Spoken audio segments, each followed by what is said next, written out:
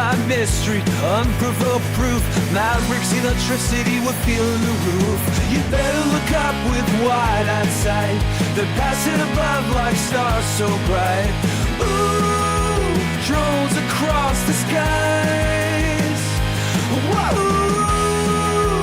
drones across the skies.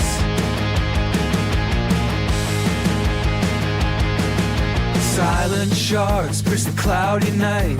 Hover calmly, freedom lies. Wings of the unknown defy our sight. Travelers of darkened land, curious wanderers changing the wrapped sky. Secrets now within our hand. You better look up with wide-eyed sight. They're passing above like stars so bright. Ooh, drones across the skies. Whoa, drones across the skies, moving in formation above the light. New Jersey skies, a thrilling flight.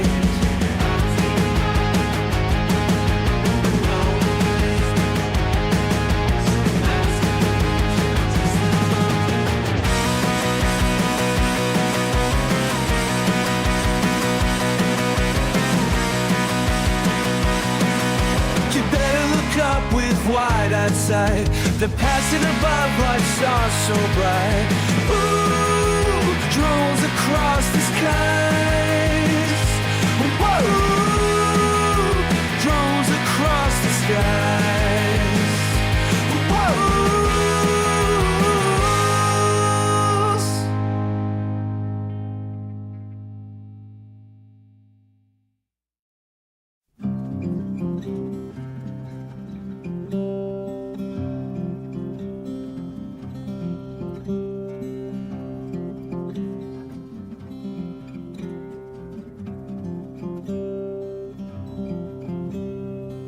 My tech lizard's feeling low, circuits fried, can't glow.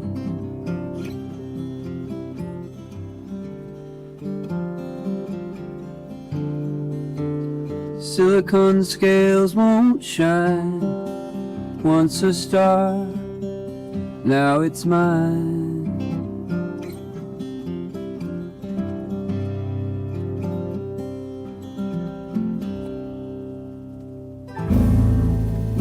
Reptile dysfunction,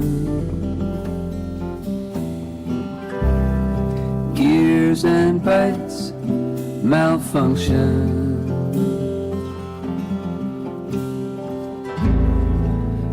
Reptile dysfunction, heart of a bot in detention.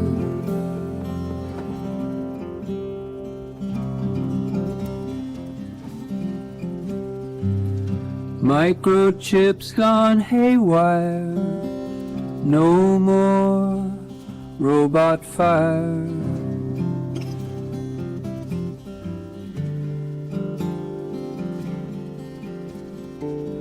Pixelated dreams have died, holograms cannot hide. Wigging in the night, try to make it right. Wires crossed in flight, dawn brings no light.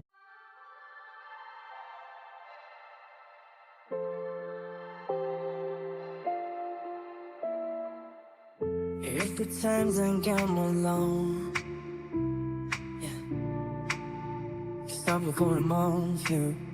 You're something life, I've been rushing to be sunblown. I feel this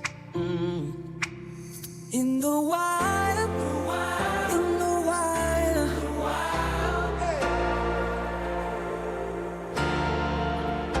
in the wild.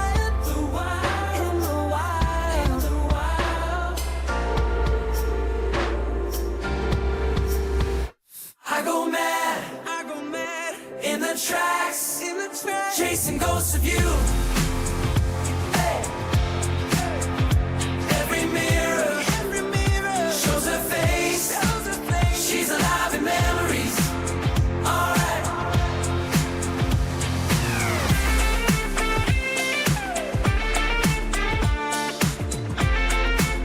Alright. Ain't honey unbelief. Stand over and attend my teeth. It's out there to take you. I'll start to hurt.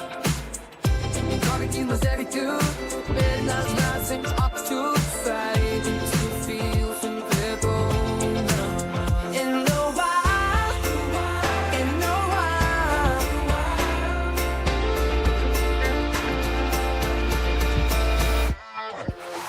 By the road, by the road, by the road, living free just like Mama did before.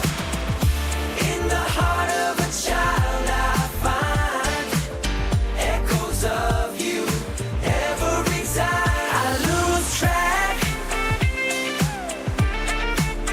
in her past.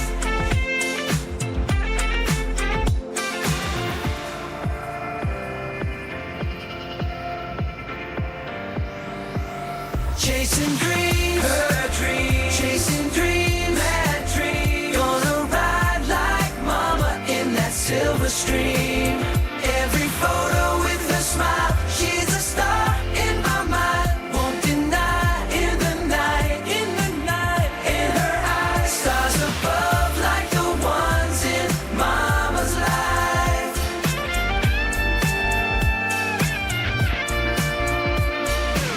On the move, we move, always on, never still. She says she'll find her promised land with every mile, destiny she defies. Living loud, just like Mama, wild and free. In the mirror of her soul I see traces of her fearless dreams. Night falls, drones in flight ring through the sky seekers. Where you at lights flash, hypnotize. We are the watchers. We are the seekers. We are the dreamers. We are the dreams that fly, that fly.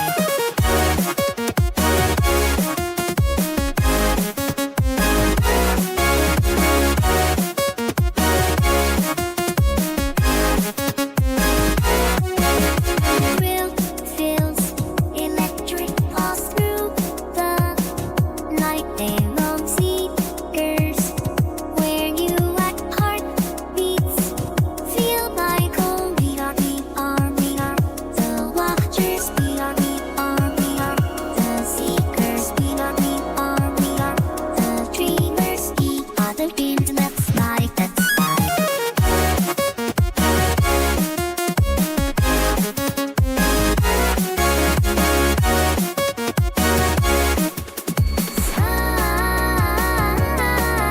I need what the big speak I. That's what my soul I need some more stormy sky.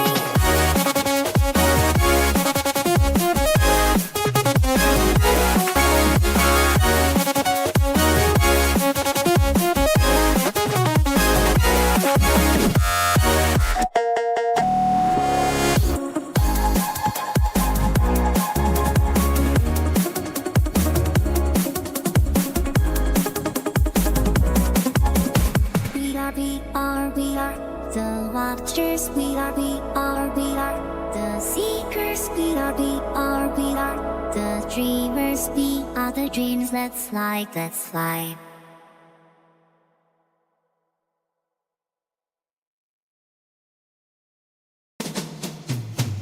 Through quantum fields, our spirits thread entangled moments, words unsaid, a force unseen defying the span, linking hearts, our mystic plan. In the echo of your laughter,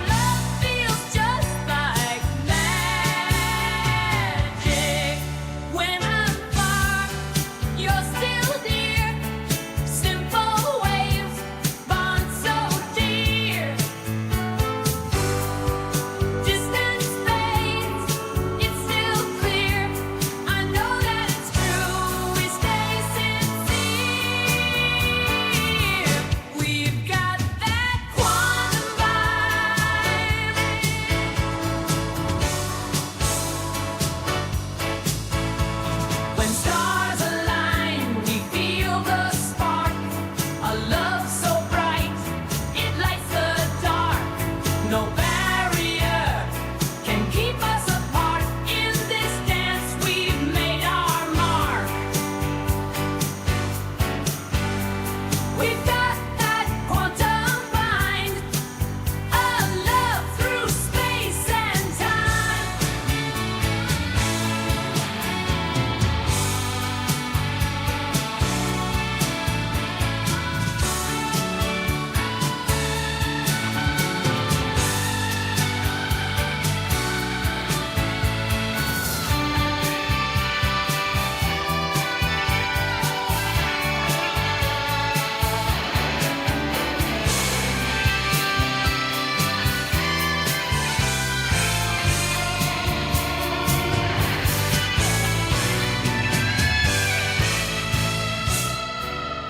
Through quantum fields, our spirits thread entangled moments, words unsaid.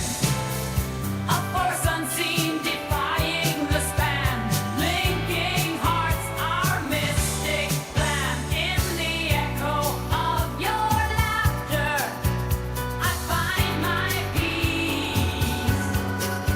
In the silence of your absence, love won't cease. We defy the limits of this earthly plane. Love's gravity pulling, despite the strain. Across the stars, a cosmic sign. In your eyes, the universe aligns.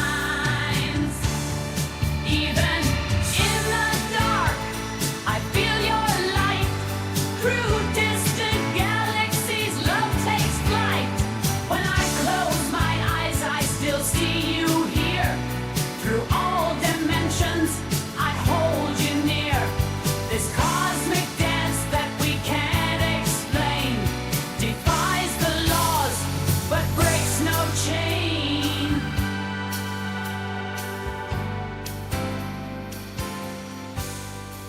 When planets shift and stars collide, in this universe you are my guide. Lights and skies, they glide at night. No explaining, hearts are racing. Chased in shadows, thrills in flight.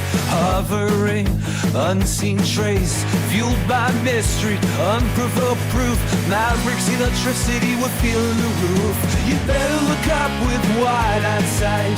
They're passing above like stars so bright. Ooh, drones across the skies. Whoa, drones across the skies.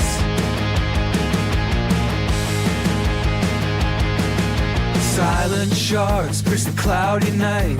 Hover calmly, freedom lies. Wings of the unknown defy our sight. Travelers of darkened land, curious wanderers changing the red sky. Secrets now within our hand. You better look up with wide-eyed sight. They're passing above like stars so bright. Ooh, drones across the skies. Whoa, drones across the skies, moving in.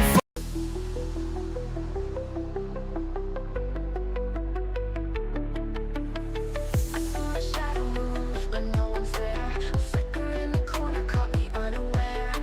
Reality's bending, it's starting to tear. Are we just puppets in some grand affair? I'm caught in loops, deja vu. Everything's spinning, but nothing's true. Time slips away, I'm feeling lost in this glitching world. What's the cost? Glitches in the matrix, minds are getting thin. Patterns break, the code begins to spin. Is this real or just a dream within? Glitches in the matrix, where do we begin? Faces blur, they're not the same. People I know don't recall my name. Voices echo in a distant frame. Is this life or just some twisted dream? I'm chasing echoes, searching clues. Every step forward, something to lose. The world's unraveling, I can't pretend. Are we at the start or is this the end? Glitches in the matrix, minds are getting thin. Patterns break, the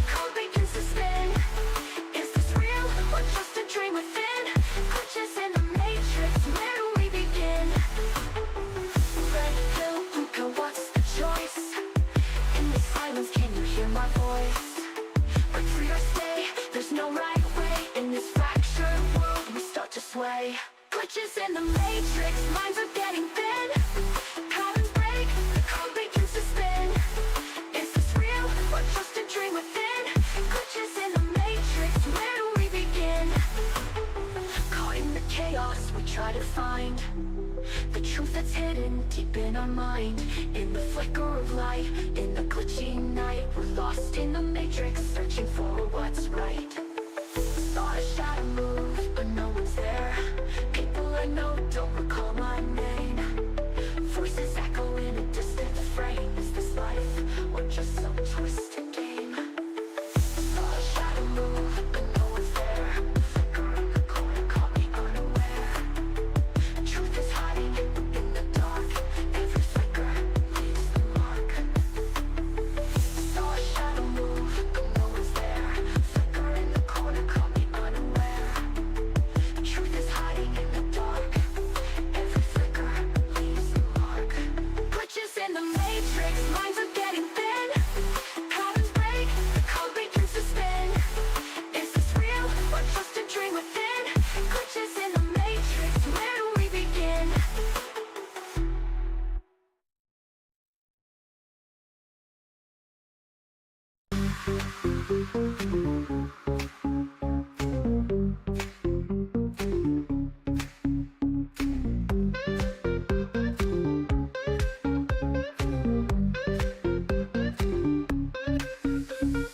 Glitch in the code tonight. See the world in neon light. Fight to free our minds. Truth we seek to find. Run through crowded streets. Dodge the agents fleet. Bullet time it slows. Reality it blows. Reloaded we are free. In the matrix we will be. On this journey we will go. Feel the energy we know.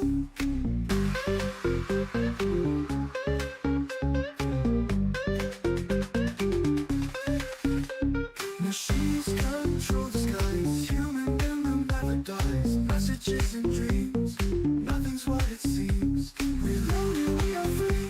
In the matrix we will be. On this journey we will go. Feel the energy we know.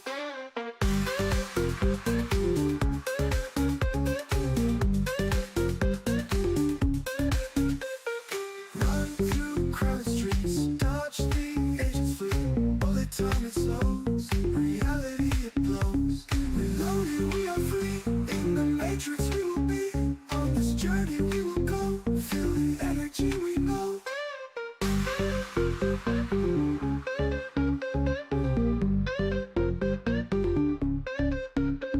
Machines control the skies. Human in them never dies. Messages and dreams.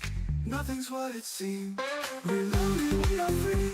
In the matrix we will be. On this journey we will go. Feel the energy we know.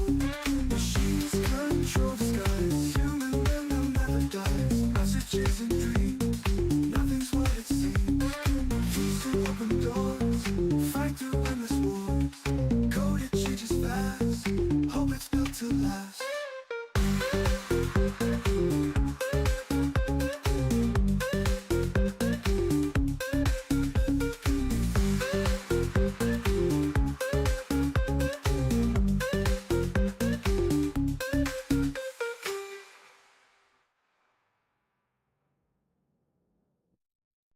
Fucking set it up, cunt!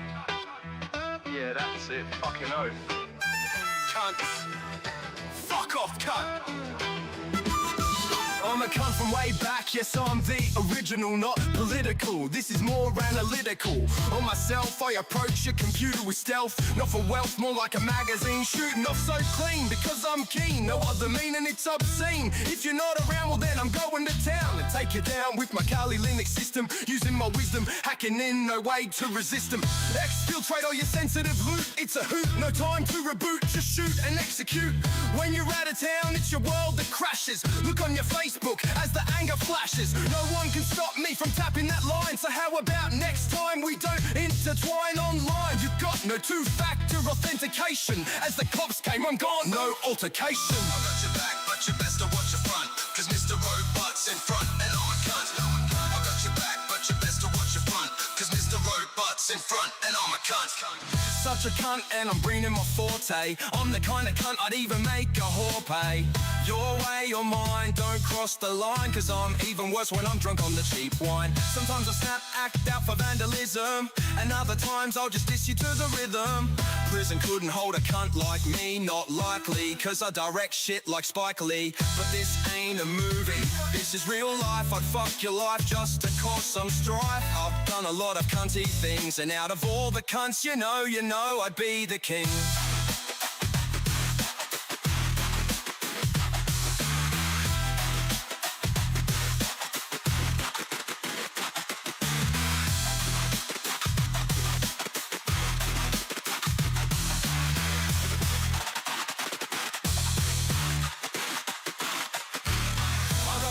But you best I watch your front, cause robots in front and I'm a cunt.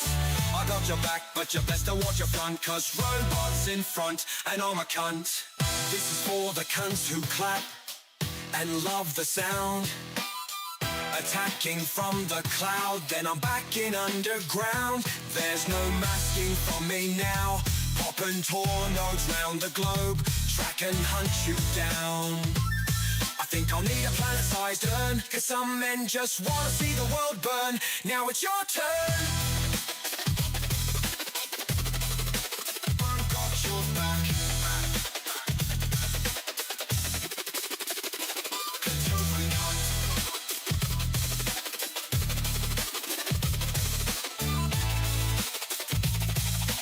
Put robots in front and I'm a cunt. One thing I do, and this is true, I'm sometimes a cunt to all of my crew. You know the usual stealing of hashes, and I'm known to burn cunts down to ashes. They say, hey cunt, when I answer the phone. They say, where's robot? I say, the cunt's not home. I say, where are you cunts, and what are you cunts doing? And when I'm pissed off, they say, robot, the cunt is spewing. No one will do it, your sister I'll be screwing in the looing. And I guess that you knew I'm not looking for a crew, but I know it's true that you are a fucking cunt too.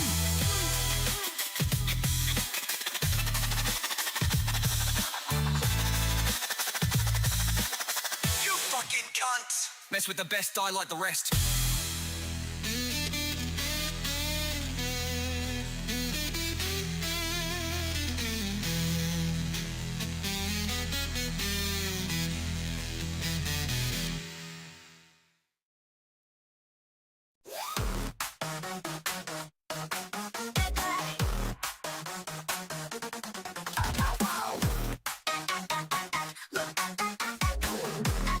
Make a sound. Boom, crash, as go pop. Earth ain't ready, but body drops. They're here, we're doomed. From Mars to Earth, bodies consumed. Marble shake, the ground will quake. No time to run too late, too late. Ack. Look at them coming down. Ack, boom, boom. Ack, boom, this pow. Ow. Ack, boom, boom, boom, boom. Ack, boom, boom, boom. The bass go boom, come in peace. Ack, the bass ack, boom, boom, pow. Take cover, laser beam, pow. Head spinning, Martian proud. They blew up Congress after the bass dropped heavy, now stop. Boom, ack, on the attack, but we're under siege, no time to pack. Boom, bass ack, here comes the hack. Boom, ack, wobble, pow.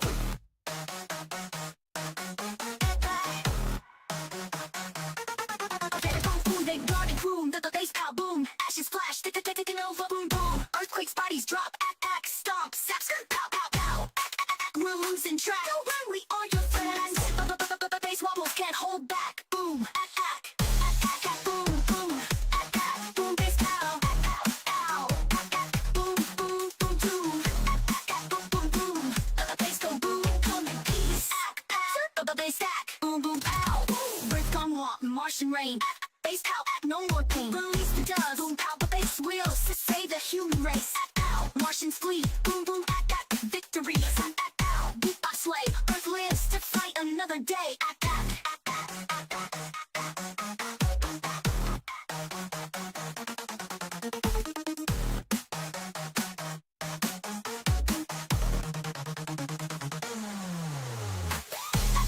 Boom, boom, boom, bass pow, ow, boom, boom, boom, boom, boom, boom. The bass go boom, come in peace. The bass stack, boom, boom, pow.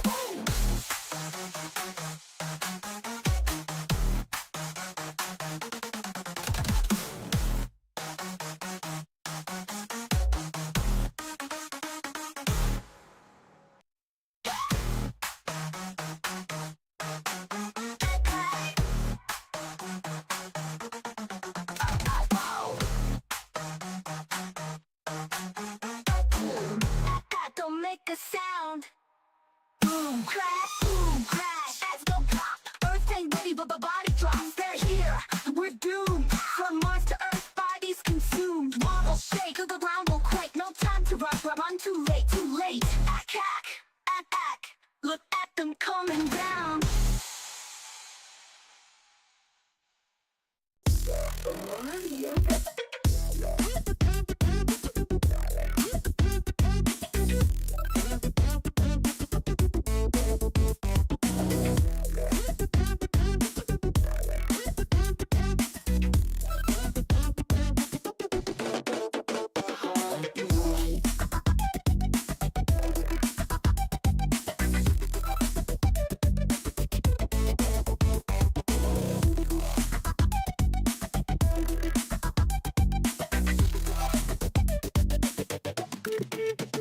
Give it to me, baby.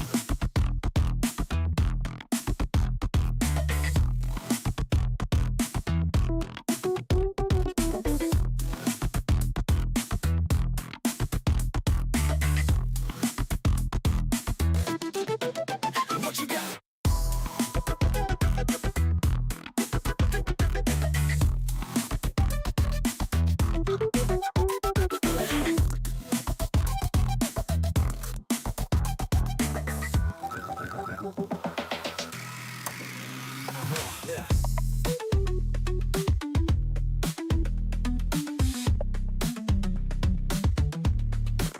What you got?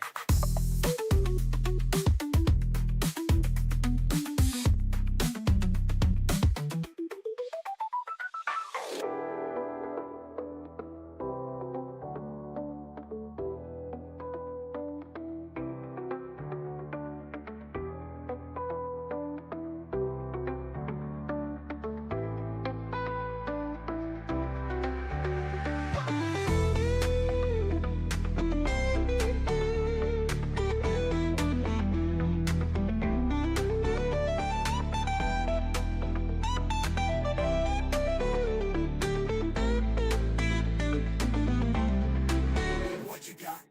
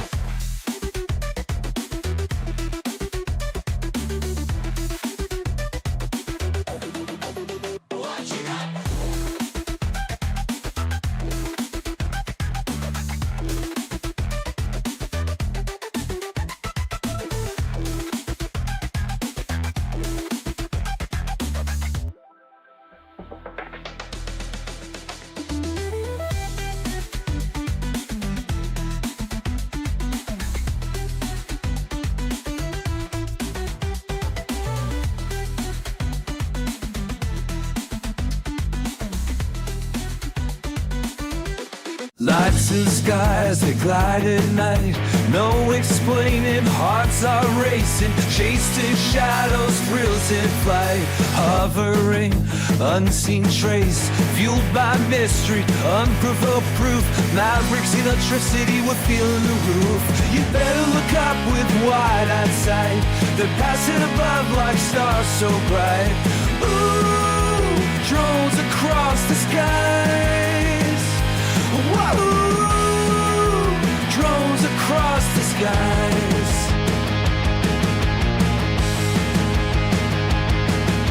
Silent sharks pierce the cloudy night. Hover calmly, freedom lies. Wings of the unknown defy our sight. Travelers of darkened land. Curious wanderers changing the red sky. Secrets now within our hand. You better look up with wide-eyed sight. They're passing above like stars so bright. Ooh, drones across the skies. Whoa, drones across the skies, moving in formation above the light. New Jersey skies, a thrilling flight.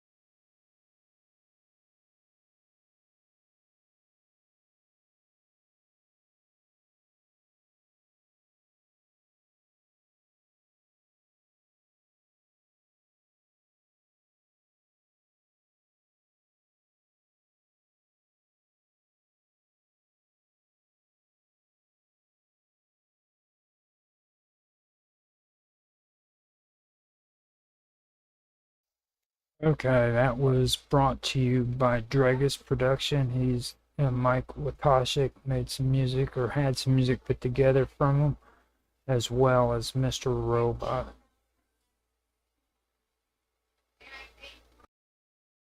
July 2025.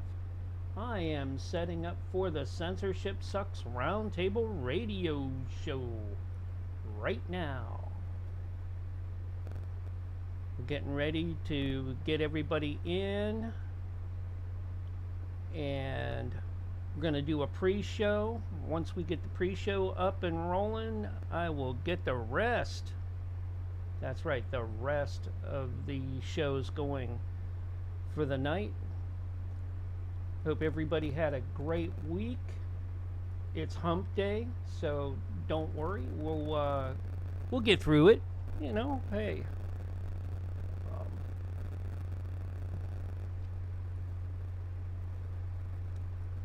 It's taken me a little bit. Get everything up and rolling, but we're gonna get this going good.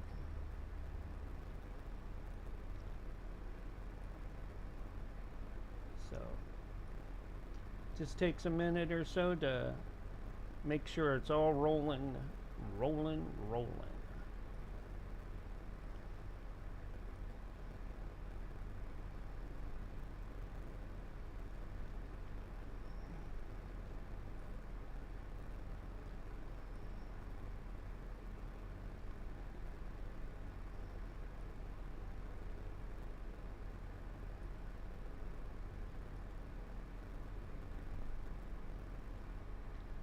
But I'll get it going, that's for sure. Might take me a minute or two.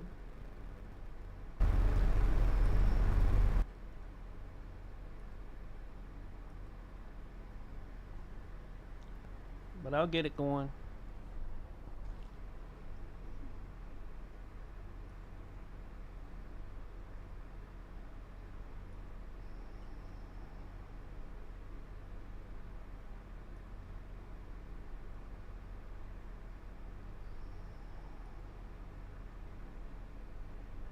Just you wait and see.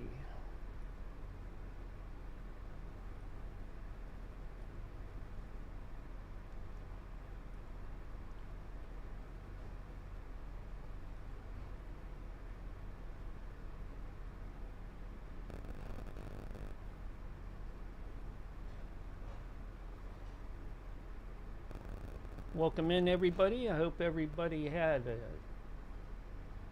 and is having a good day today. I'm gonna get the Censorship Sucks guys coming in very shortly.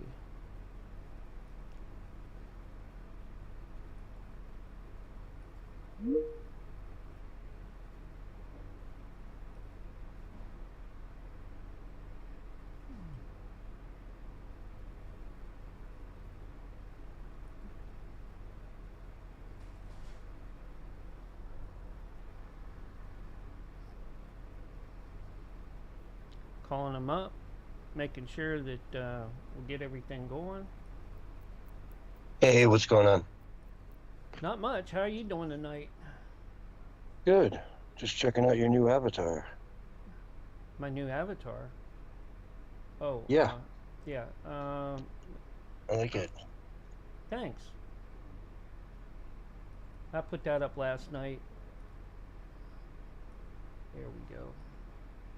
Is Barry coming in? Yeah. Okay. Okay, got everything going there. We're good to go there. Oh, there he is. Still doing Okay, some cool. setup stuff, but we'll get it all going.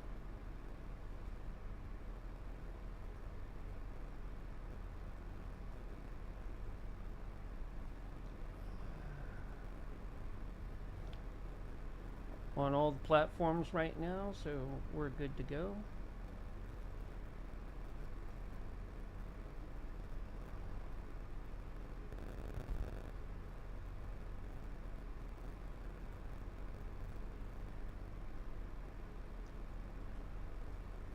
Had a little bit of a catch with BitChute tonight. I don't know why. Sometimes it comes on quick and easy. Other times, you know, hey, it's like gonna fight me.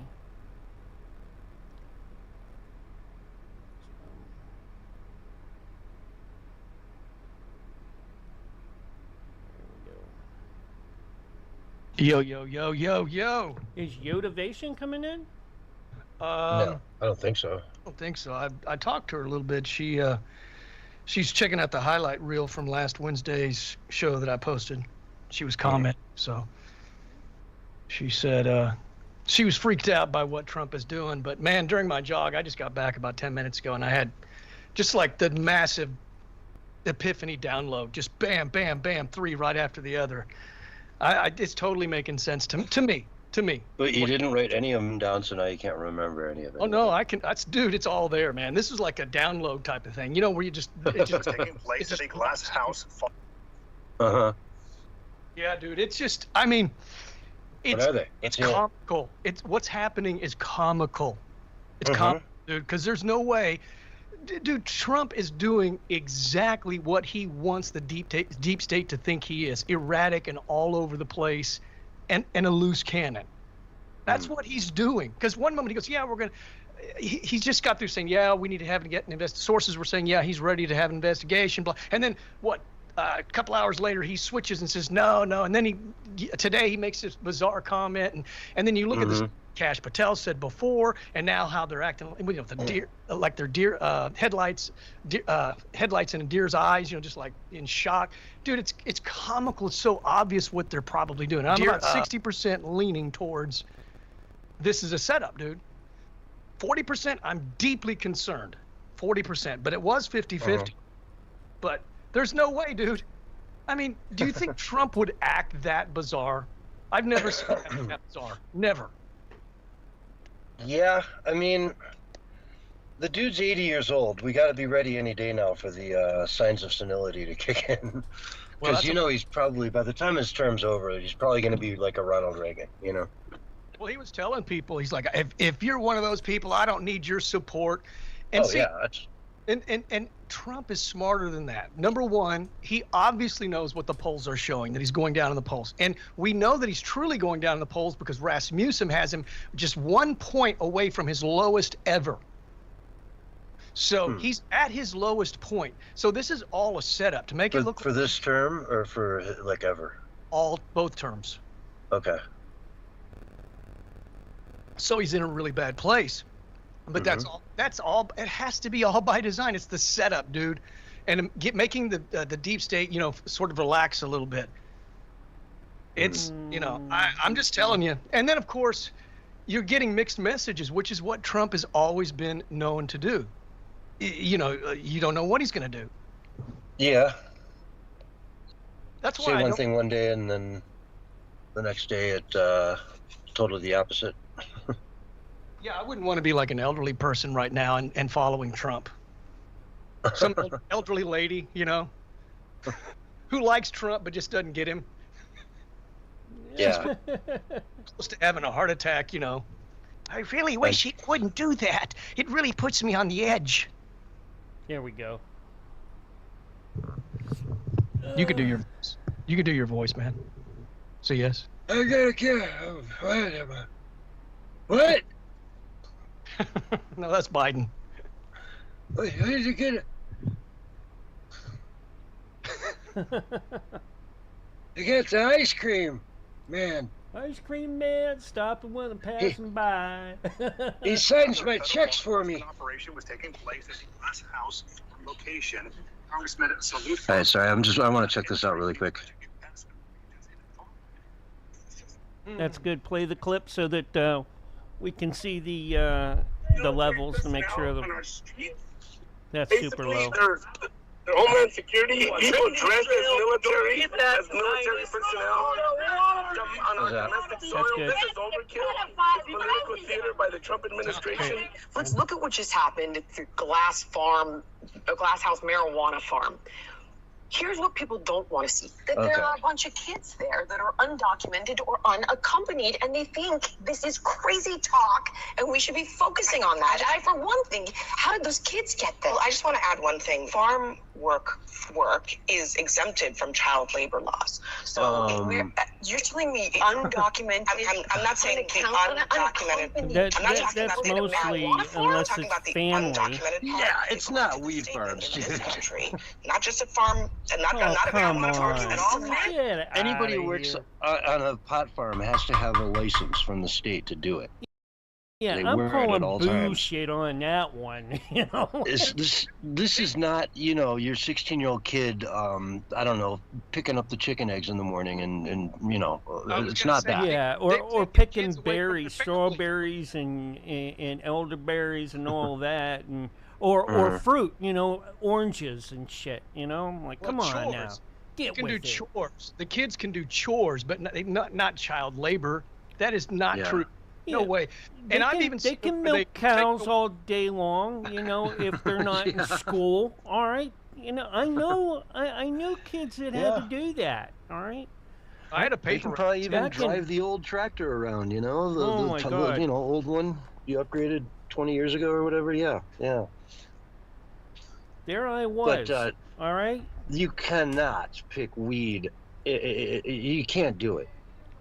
Yeah, I mean, that's just not how it works. Kids could take some home, man. It would be too tempting for the kids. Oh, they'd be knee deep in it, dude. Your hands, man. When I was clipping, your hands are just covered in resin. You have to wear gloves because there's just so much hash on your fingers. You know, it's called finger hash because you take off the gloves, you put them in the freezer for a little bit, you pull them out, and all that stuff crinkles out, and you've got enough hash to smoke for a week from like one day's worth of work on the thing.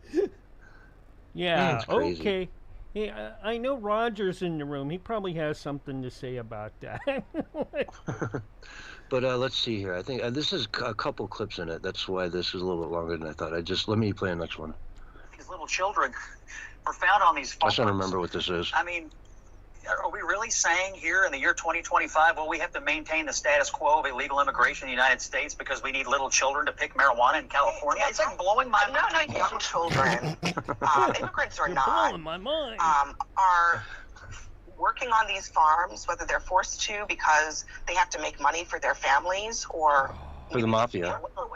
The mafia. there has been no effort made by policymakers, Republican or Democrat, to address the driving causes of that, which are the employers willing to employ these children.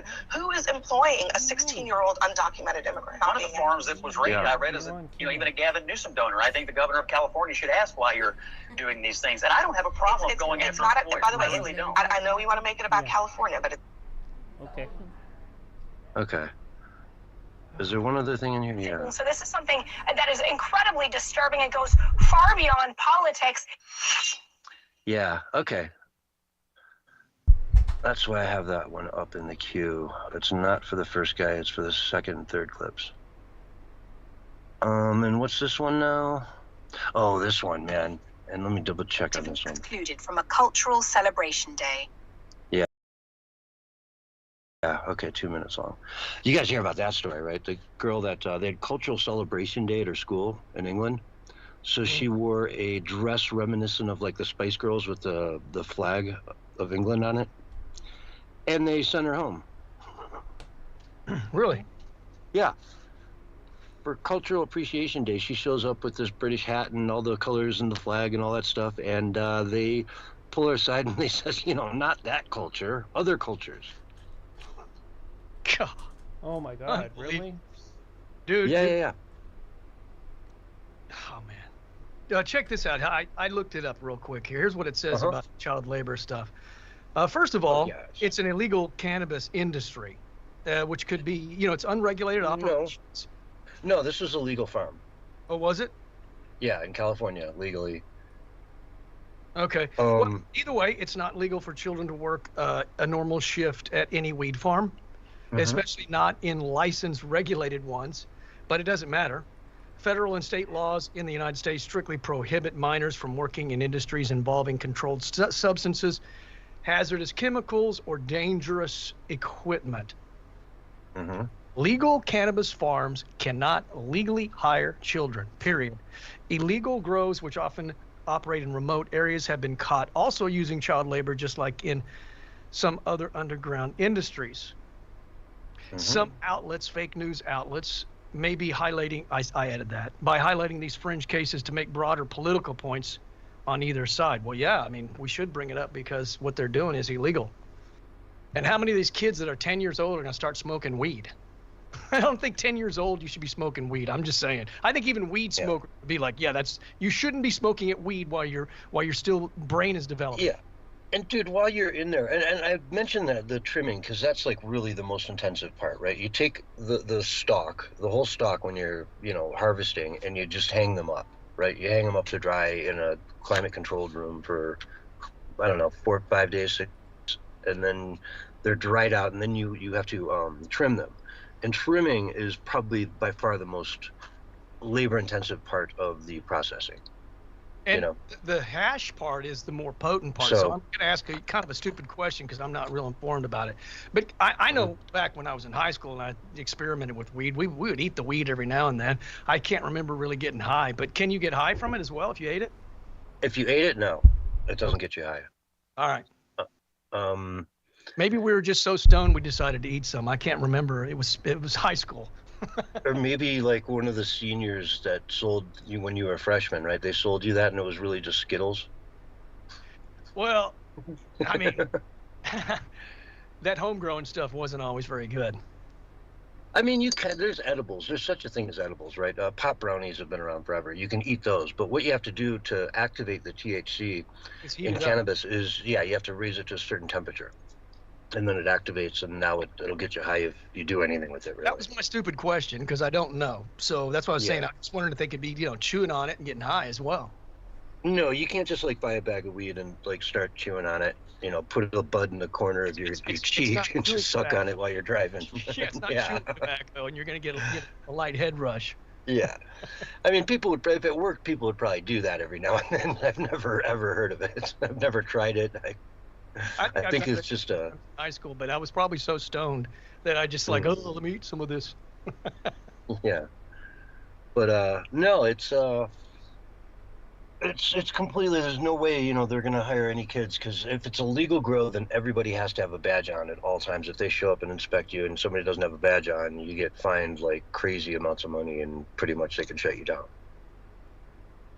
Well, they caught her. She's lying, and that just needs to be brought up. They always lie, man. And who would think that they would even try to come up with something like that? They're trying to soften the blow, but there is no softening the blow. And where's the apology from Gavin Newsom? Because he was saying how nightmarish it was that he did this. Yeah, and that's the thing too. They say this is a legal farm, but at the same time, they're hiring a bunch of illegals who can't get background checks, right? And all these kids and everything. So it's clearly they're in violation of every law they're supposed to be following. So they probably did end up shutting that place down. Yeah, that's true. What I mean? Then it becomes illegal. Yeah, it's like they went in there and did the ice raid, but I guarantee the very next day, some inspector came along and said, "Hey, I saw this place on the news yesterday, and we got some issues, buddy. Here's a long laundry list of violations I just saw in the news report." And by the way, it can be part-time work. They can't work in a cannabis farm part-time either. It doesn't matter if it's time, part-time, 1 hour, 2 hour, 8 hour shift. Oh, yeah. They were working all day. Do they work those people to the bone? They did. And if you've ever been in a cannabis shop, there's always like a front room kind of thing that's separate from the counter and back where, just to step in here, Doc Tour 420 says, kids yearn for the mines. For the mines.com? That's what kids yearn for the mines. Yeah, yearn for the mines in capitals, all caps, mines and caps. Mines, like the website. No, not the mine. No, like, you mine coal, oil, not oil. Oh, but mines. Okay, gotcha. Yeah. Right. But yeah, no. If you go into a dispensary, you can't get in there unless you have an ID, ID that says you're 21. Right? And it's the same thing with the grow. Nobody would ever let anybody into the grow who doesn't have a badge, and certainly if they're not 21, you just wouldn't get near it. It's like, I don't know. Legal growth they go through a lot of different hoops to make sure they stay, in check. See the left trying to justify, well, a lot of these people come from Mexico and it's much hotter. They're used to the weather, and most of them are working over there. So it's culturally speaking, they're just, it's different culture. They work over there at a young age, so it's different. So it's not really bad. I mean, I can just see all the like crazy thoughts that they have to try to justify, they're forced. It's probably forced. Like I can't imagine that any of these kids are going, yeah, I really want to do this today. I mean, most be like, I want to go out and play and, toss the frisbee around or go ride my bicycle, hang out with my friends and do whatever. But the last thing I do is be picking. I can just see all the like crazy thoughts that they have to try. If the money's good, they might, be like, whatever. I need some money to. Why are they hiring children? Because they're cheap. Yeah. But at the same time, you're right. It's for sure. They're being forced to be there, and the money probably isn't good. Because they probably only get, the cartels get half of it probably. Yeah, it's just amazing. I mean, they really have, the fake news has fallen to an all-time new low.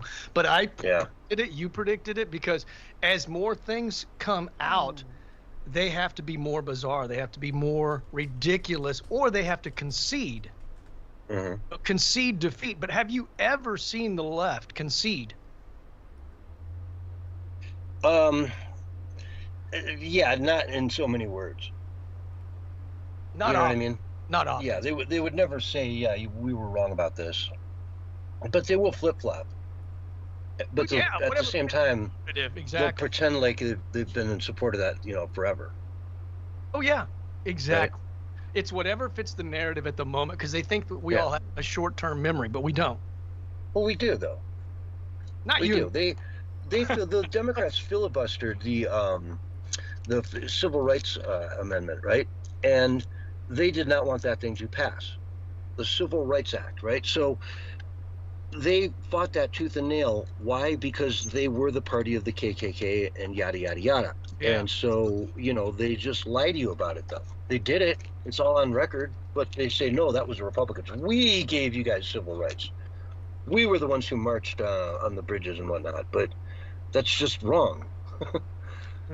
It's but now they've taken a different route. Now they're trying to pretend like they're the moral high ground. Yeah. But they haven't changed. But they haven't changed since the days of the KKK. They're still the same. They're just pretending and masquerading to be like, we're righteous, we're good. Yeah, I mean, you can't tell me abortion. They don't realize who's getting abortions. That it was Margaret Sanger, who was a eugenics, who put the thing together to try to prevent the growth of the black population in the United States. And guess what? It's worked like a charm. It's her whole plan to like prevent black people from having kids as much as possible has worked beyond her wildest dreams. This is better stuff than we do on the show. We better pull back. I guess we're fired up today or something. I don't know. Yeah. Or something. Oh, man, I might have somebody come interrupt me at any point, unfortunately. If I do, I'll just, I'll say, hey, I'll be right back or something, and I'll make it really quick. Okay, there? Yeah. Oh, so problem. If you see me mute while we're live, just know that what's going on, it won't take me but a minute, and just run with it. You know how to do that. Yeah. Dude, I got up this morning, and I don't know what happened. I did get to bed early, but I have never, because I don't use alarms. I haven't used alarms for like 20 years, so I just get up when I get up. Usually nowadays it's like 30. But I got to bed, I think it was probably, 8:45, really early, because I was super duper tired after a long trip over the weekend, and I just crashed, and I woke up at 2 o'clock, 2:15, and I thought, man, I'm wide awake. I can't go back to sleep, and I've just been going ever since. Wow. I felt totally fine. It's never happened. I've never gotten up at 2 o'clock. I've gotten up at 4 o'clock a few times, but 2 o'clock was just like, I was like, well, I'm up. I'm just going to go. So I finished the highlight reel, which took me forever, though, because I did some different stuff, tried some new stuff, But anyway, we can talk off air. I came up with an idea as well, like some of the stuff we were talking about before, Yeah. I came up well, it's based on the idea that we had, and then I just kind of built on it a little bit, and I kind of figured out how we could sort of implement it. pretty easily, you know. So, are we gonna do Warmapalooza this year?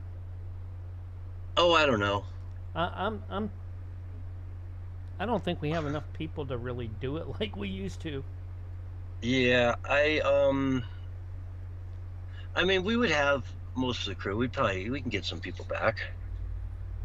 I just don't know what it would do for music, though, right? Because we don't really have musicians on as much as we used to. Yeah, we haven't had musicians on in a couple years. That's another. Mm-hmm. So I don't know. You know, I was thinking if you were going to do anything, maybe do a thing like we did for Willie with the ice wall. Mm-hmm. Because, well, last year his Warmapalooza, you know, he blew the damn thing up with Cthulhu, and you know, so you know, he has to rebuild you were there the for farm. that, right, Barry? Huh? Barry, you were there for that, right? Yeah. Yeah. That was fun. We just burned the place down on the way out the door. Right at the very end, it was all blew up, and like, okay.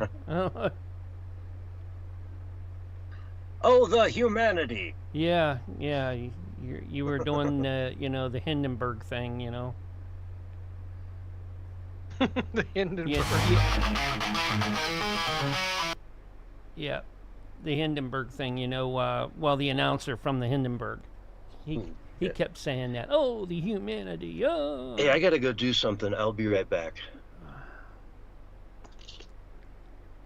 Well, we got about 3 minutes, and then I'm gonna switch us over. Okay, cool. Are you gonna just do like you did? Send me a. What? Send me a. Are you gonna send me a little alert like you did? Yeah, I'm just gonna do like I just did when I started the call. Yeah. Yeah. Okay, so I'll just wait till you send me something, and I'll just click accept. Yeah. That way, you're in control at all times, and I don't come in too early. Yeah. Or too late.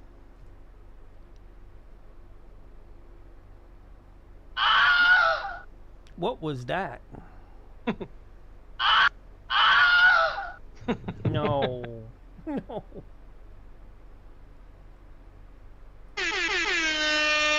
Yeah, that's pretty popular on a lot of podcasts. No, gaming channels and is it? Streaming platforms. Yeah. I'm getting ready to upload a very, very cool sample, and you're gonna love it, man. I'll probably break it out on the show at some point in time. You're gonna love it, man. It's good stuff. Got to take the time to do it. I haven't uploaded any samples on the console thing yet. So well, I somewhere around I have Bigfoot screams too. So and they're terrifying, you know. I was just on Adobe Firefly today, and they have, I think it's like text to sound now as well, so you can type in whatever sound you want as well. So that's kind of cool. Yeah. Like, what do you mean? You put in a sound and it'll turn it to text? No, you type in a prompt. like I want to hear rippling water, you know, or a water. Oh, okay, gotcha. Hit a canal in a, you know, maybe in a cathedral, so it echoes. What I do is I tell ChatGPT what I'm wanting, and then I ask it to create a prompt for me, so it's a little more creative and a little bit more detailed. And then I look at the prompt, and then if I like it, I keep it. If not, I say I like this, but add this, because sometimes the prompt will give me ideas as well. But yeah, I mean, it's so much better to use GPT. I've never heard of anyone doing that. That's interesting. Yeah, I've been using AI a lot, man. I mean, it's just right. like I'm gonna switch us over. I'll see you. I'll see you in the next one. Cool. All right. We should probably hit the leave button.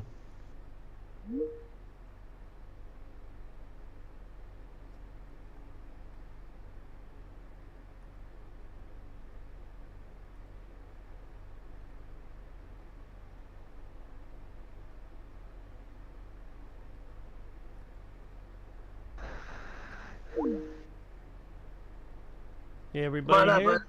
Come on, baby. Come here, honey. Come here. No? Oh, do you want food?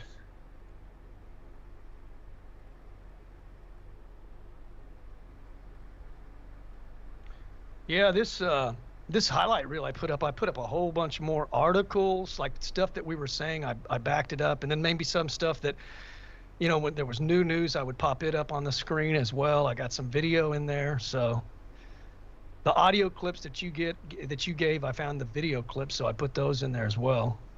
Oh, okay. Yeah. So it kind of makes it a little bit more interesting than if somebody wants to have it on the TV set as well, or their laptop or their screen. Yeah, exactly. It's you're adjusting it back to the medium it first came from, right? And how did you find those clips? And then I did a little like when you're talking. When you're wanted talking, to know how you found the clips. ChatGPT. Really? Yeah. What I did was I took the audio from the show, and I uploaded a piece of it, and I said, "Find me this clip because you had mentioned the guy's name. 30 seconds. I'm trying to remember what his name was, but he was quoting Benny Johnson, and he found it in a few seconds, man. And I downloaded it from YouTube. Okay. Yeah. Because I was going to say, if you were like out there searching in the wind, that obviously they're in my feed. And here's your countdown. 5, 4, 3, 2, 1, and you are live and on the radio side right now. Hello, everyone, and welcome to the Censorship Sucks Roundtable Radio Show, Wednesday night edition for July 16th, 2025. With me tonight, I have my good friend, Bull Hornberry. How you doing, buddy? Pretty good, man. Time just kind of suspended on that pre-show. I thought we were actually in the show. We were getting into it so deep. Yeah, I know. We did. A lot of interesting stuff going on, and we had a lot of good perspective and views on a lot of it, I think. And, well, let's start with what we opened the pre-show with, which was you saying you were on your jog and you got a couple epiphanies. Yeah. So tell us about them. Well, yeah, I mean, I think everybody wants to know where Trump's at. Like, what is Trump doing? Today, he was acting like a maniac and saying anybody that wants the Epstein stuff, I'm tired of these supporters. I don't need them. I don't want them kind of thing. And I thought, that's bizarre. That's really bizarre. And then, of course, it was yesterday, he said the sources were saying that officials were pushing for special counsel and POTUS was frustrated and that he wanted to set things right. But then a few hours later, he comes out and he says pretty much the total opposite again. And so it's like he's acting like a loose cannon, which is what Trump is great at. He keeps people on their feet, people guessing. And even his own people don't know what he's up to, which I think is great because he doesn't want to telegraph it. You know what I'm saying? So to me, I'm leaning now 60% because it's just so absurd, man. I mean, we listened on the Wednesday show to Kash Patel talking about the Epstein files and the list and the pedophiles and, why isn't anybody in Congress doing anything about this? Let's get the list. Let's get the pedophiles. This should be a done deal. And it just wasn't happening. It's ridiculous to think that now they're walking it back. So I'm 60% leaning towards this is trolling, man. This is trolling. The Epstein list is coming out. Now, I'm taking the cautionary role, of course. So 40%, I'm deeply, deeply, deeply still concerned. And that's why I'm not pulling back. And I'm still going to continue to play my role of pushing Trump's feet to the fire, whether or not he's committed or not. Yeah, I would say so, too. And I didn't like what he said today at all. And let's dive into that. He put out a full statement here. Oh, okay, good. I guess I got to read this whole thing. The radical left Democrats have hit pay dirt again, just like with the fake and fully discredited Steele dossier, the lying 51, quote, intelligence agents, the laptop from hell, which Saddam swore had come from Russia. No, it came from Hunter Biden's bathroom. And even the Russia scam itself, a total fake, made-up story in order to hide crooked Hillary Clinton's big loss in the 2016 election. These scams and hoaxes are all the Democrats are good at. It's all they have. They are no good at governing, no good at policy, no good at picking winning candidates. Also, unlike Republicans, they stick together like glue. Their new scam is what we will forever call the Jeffrey Epstein hoax, and my past supporters have brought into this BS. Hook, line, and sinker. My past supporters. Hook, line, and sinker. They haven't learned their lesson and probably never will, even after being conned by the lunatic left for 8 long years. I've had more success in 6 months than perhaps any president in our country's history. All these people want to talk about with strong prodding by the fake news and the success-starved Dems is the Jeffrey Epstein hoax. Let these weaklings continue forward and do the Democrats' work. Don't even think about talking of our incredible and unprecedented success because I don't want their support anymore. Thank you for attention to this matter. Make America great again. So, we're talking about this. How is this a scam? How is this anything like Russia, like the 51 intelligence, the laptop? How is this compared to any of that stuff? Those were all where the media covered it up, right? The media isn't pushing Jeffrey Epstein. They're not out there talking, but they're not demanding anything.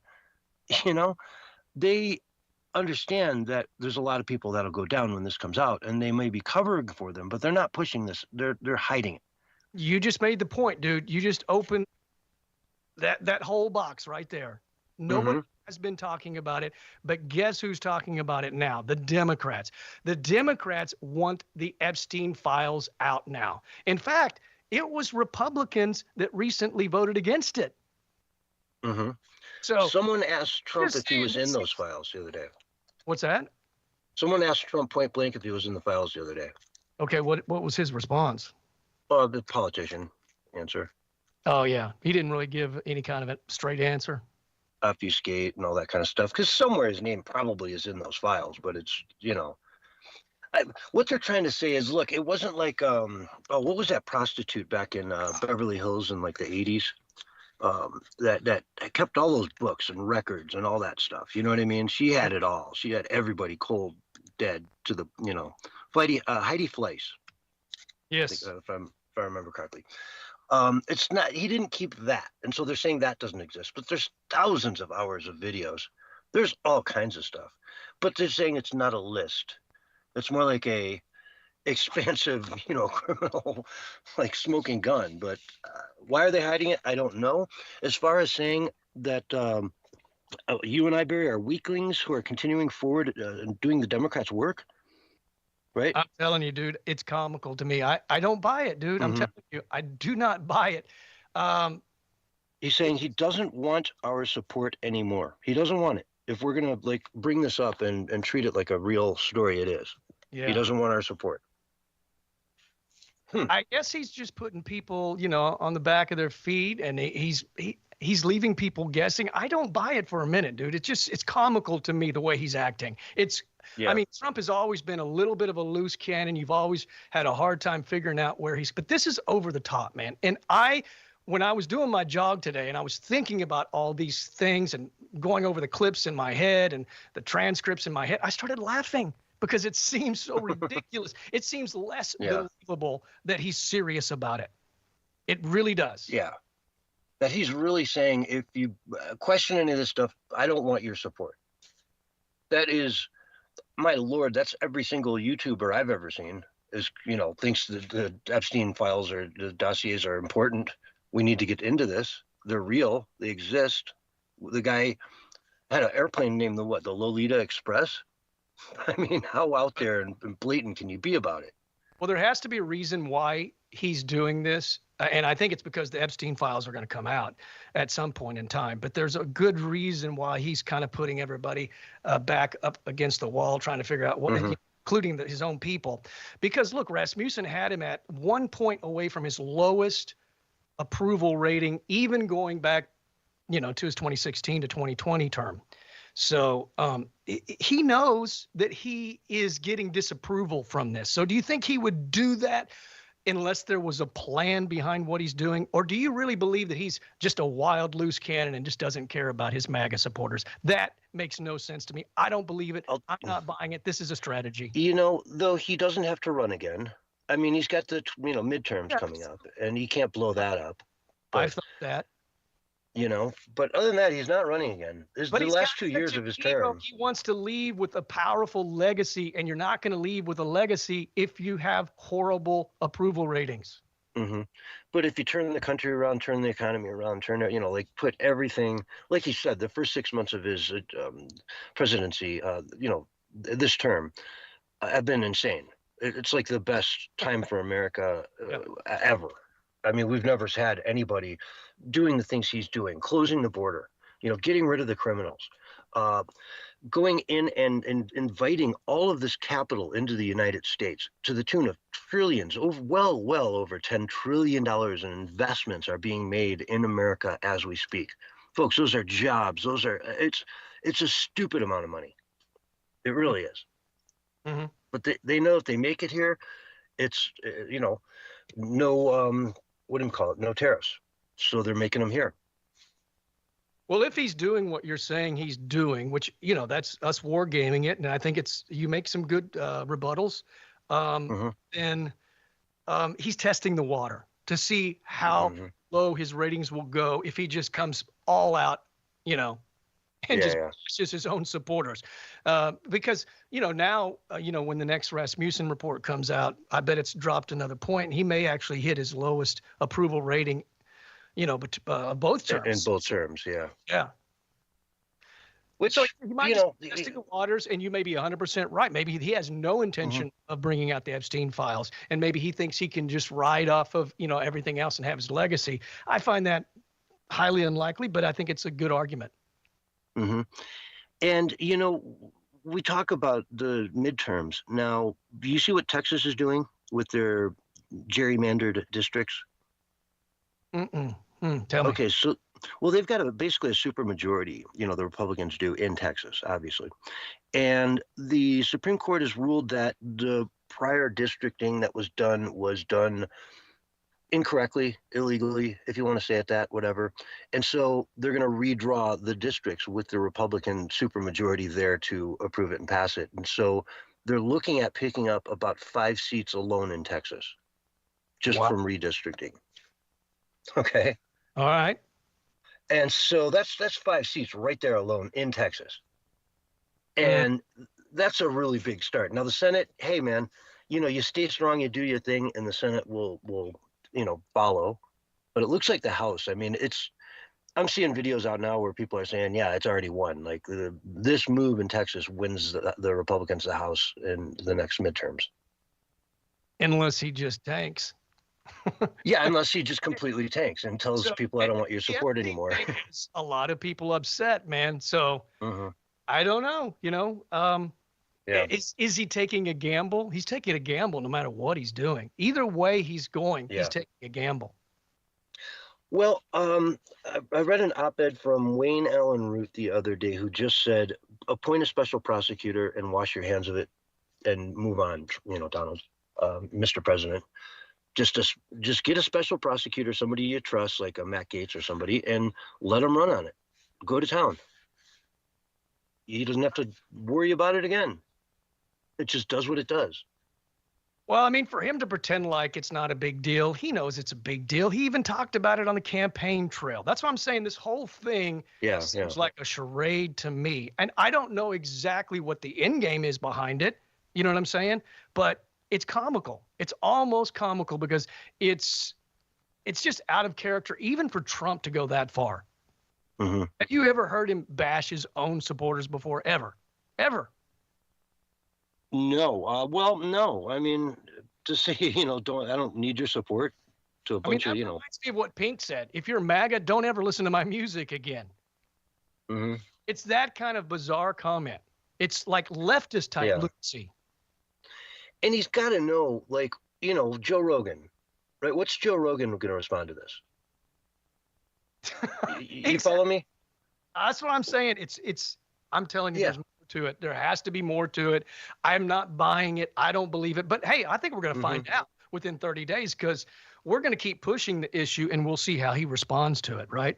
Because that's going to tell a lot. That's going to be the telltale sign of really where he's at. Is he going to go quiet? Because that might be his best move to leave people guessing. I would say he would just try not to talk about it anymore. Well, if I were him, I would just sit down on YouTube for about a half hour and just jump through a bunch of clips of prominent, content creators out there. They're not having this. They're just not having it, man. Nobody that matters in any part of the media, except for possibly the exception of maybe like a Sean Hannity, are letting this go so easily. Or Ben Shapiro. But Ben runs to his own tune. What's the guy's name? Greg Levine. He's kind of that way as well, probably. Yeah, but I mean, Dave Rubin, what's up? Asman? Tim Cast is probably, 100 Cast with us. Yeah. So, yeah. Yeah, exactly. I mean, there's so many content creators out there. Asmongold. I know what he's thinking. Benny Johnson, Alex Jones, Owen Schroyer. Yeah. I mean, the list Sargon goes. of Akkad. Yeah, exactly. You listen to all these people, they're all saying the same thing is what's going on here. They're sounding exactly like us. What's going on? Right. It's just hard to fathom how this could be, but it is what it is. Let's see. Dershowitz, while we're on this, let's talk about Alan Dershowitz clarified his stance on the and what exactly is the Epstein files. Let's play a clip here. Is the government hiding a client list or anything that the Trump administration could release tonight? No, there is no client list. There never has been a client list. A client list suggests that Jeffrey Epstein made a list of people to whom he trafficked women. What there is a redacted FBI affidavit from accusers. There are several of them. From accusers that accuse Jeffrey, that accuse various people of having improper sex, and that has been redacted. The names of the people accused have been blacked out. Now, of course, because I was the lawyer and I did all the investigations, I know who all these people are. I could figure out, based on everything that I saw, who Mr. X is, Mr. Y is, and Mr. Z. I can tell you right now, none of them are public figures who are currently in office. Some of them were previously in office. Some of them are dead. But there is no client list. And the redactions could be undone if you go to court. So many of the things that are being suppressed by two judges in Manhattan, and they're doing it largely to protect the alleged accusers who are, in the view of the judges, victims, even though we don't know what their actual status is. But the judges have issued orders, which is why I can't disclose things I'd love to disclose, saying that you can't disclose this information. But Pam Bondi and the Justice Department and Donald Trump are not responsible for that. I don't know of any information that they could disclose that they haven't disclosed. Now, maybe there is some, but I'm simply not aware of it. And so I think it's important to place the blame where the blame deserves to be placed. The vast majority of people who are in the files, and I know them all, I've seen all the names, the vast majority of them have already been disclosed. They're in... Yeah, like Prince Edward, Chuck Schumer came to mind, right? Yeah. Yeah. So, I hear what he's saying, and it could be true, but you'd think Pam Bondi, leading the Justice Department, would be able to go into those courts and say, why is this being withheld? I guess they're only accused or whatnot, but I don't know. What do you take from that, Barry? It's not a report. The American people have no official report. They were given that bogus, 5 or 6 page thing that they gave to a bunch of influencers, and it was just all stuff that was regurgitated from before. So, if they're not going to do something about it, then they would already have worked up some kind of a final draft and presented it to the public and said, here's everything. And as you can see, there's nothing there. But that hasn't happened. And you have to That would be better than what we're getting, isn't it? Yeah, you'd have to ask yourself why. Because it seems like to me there's some maneuvering going on to get it out. And even Laura Trump said that it's going to come out. Yeah.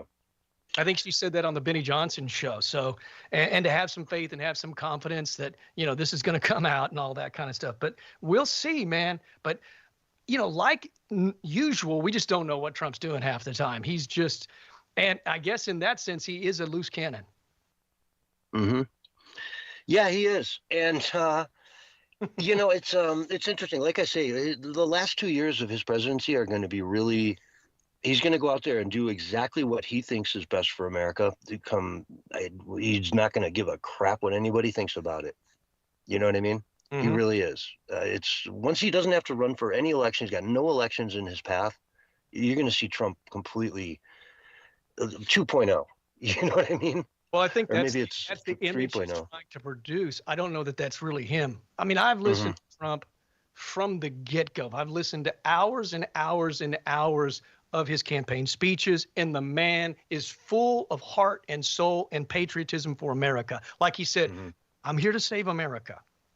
And God spared me to save America. So I think nobody's going to believe that because they think he's a narcissist, right? He's an arrogant narcissist who just is doing this all for himself. But that doesn't make sense either, because he could have a great life just having retired, playing golf every day, being with his beautiful wife, spending his millions of dollars, and not have been harassed like he was either. So I think he loves America. And I don't think he's he might be an egomaniac, but he's not a narcissist like Biden or Kamala. Yeah. Let's see. And the last final piece of this puzzle for this week, or the start of this week at least, is that Ghislaine Maxwell came out and announced that she's ready to testify before Congress. And oh my Lord, would I love to see that? Yeah. If she goes out there, you know what the viewership of that would be? Oh, huge. I mean, 100 million people would probably watch it. Right. I heard the Republicans trying to block it from happening. Well, I think almost everyone in Congress would want that to not happen. You know, a lot for certain, man. You know what I'm saying? But think about it. A lot of Democrats are wanting this now. But why? Because they think that Trump might be on the list, and they think Trump is hiding something. So now they want it released. He's playing them. Yeah, exactly. And I see where you're coming for with that. It's like you said, 60-40. You know, he probably is just playing them. You know. It's like the whole feud with Elon Musk. Is that a real thing? I don't know. I'm 50-50 on that one as well. It's hard to determine, Right. I mean, they've done a better job selling that than they have this. And this bill that has all the Doge cuts in it is ready to hit the floor. It's ready to get voted on. So we'll learn, the outcome of that very soon. Which, it'll be interesting to see what happens there. That's all I'm saying. It's crazy, dude. Yeah. If we can get those kinds of numbers passed for cuts, budget cuts, that would be staggeringly helpful to this country. Get all that stuff codified into law that you cannot spend this kind of craziness. Right. I mean, we were funding our own destruction. Pretty much. Yeah, as a country, we were funding our own destruction. We were funding these NGOs that were going down and getting, these worst of the worst people and sending them up here into the southern border. We were paying for that. Where do you think they ate on the way up here? How do you think they got up here? Right? Yeah. The Gatorade and water and all the stuff it takes for them to survive on a travel of, several thousand miles from South America is huge. It's expensive. Yeah. And don't forget about all the wars that we've had, the trillions of dollars we've spent. I mean, just even since the Iraqi war, right? The trillions of dollars. And then we also have trillions, I mean trillions, not billions or millions, but trillions of dollars that are missing in black operations, I guess. They just disappeared. Remember, Donald Rumsfeld announced it like a day or two before 9/11. And then we've had, a bunch of recent disclosures, I believe under the Biden administration as well, where just, billions of dollars missing here, $1 trillion missing here. We don't know where it's accounted for. And remember we talked about it on the air, we were like, how do you misplace $1 trillion? How does that, I mean, are your books that bad that $1 trillion are missing? Who got that payment for $1 trillion? I want to know. $1 trillion. You know what I mean? That's a lot of money. It's insane amounts of money. You know how many mansions that buys? I mean, $1 billion buys you. It's a lot of money.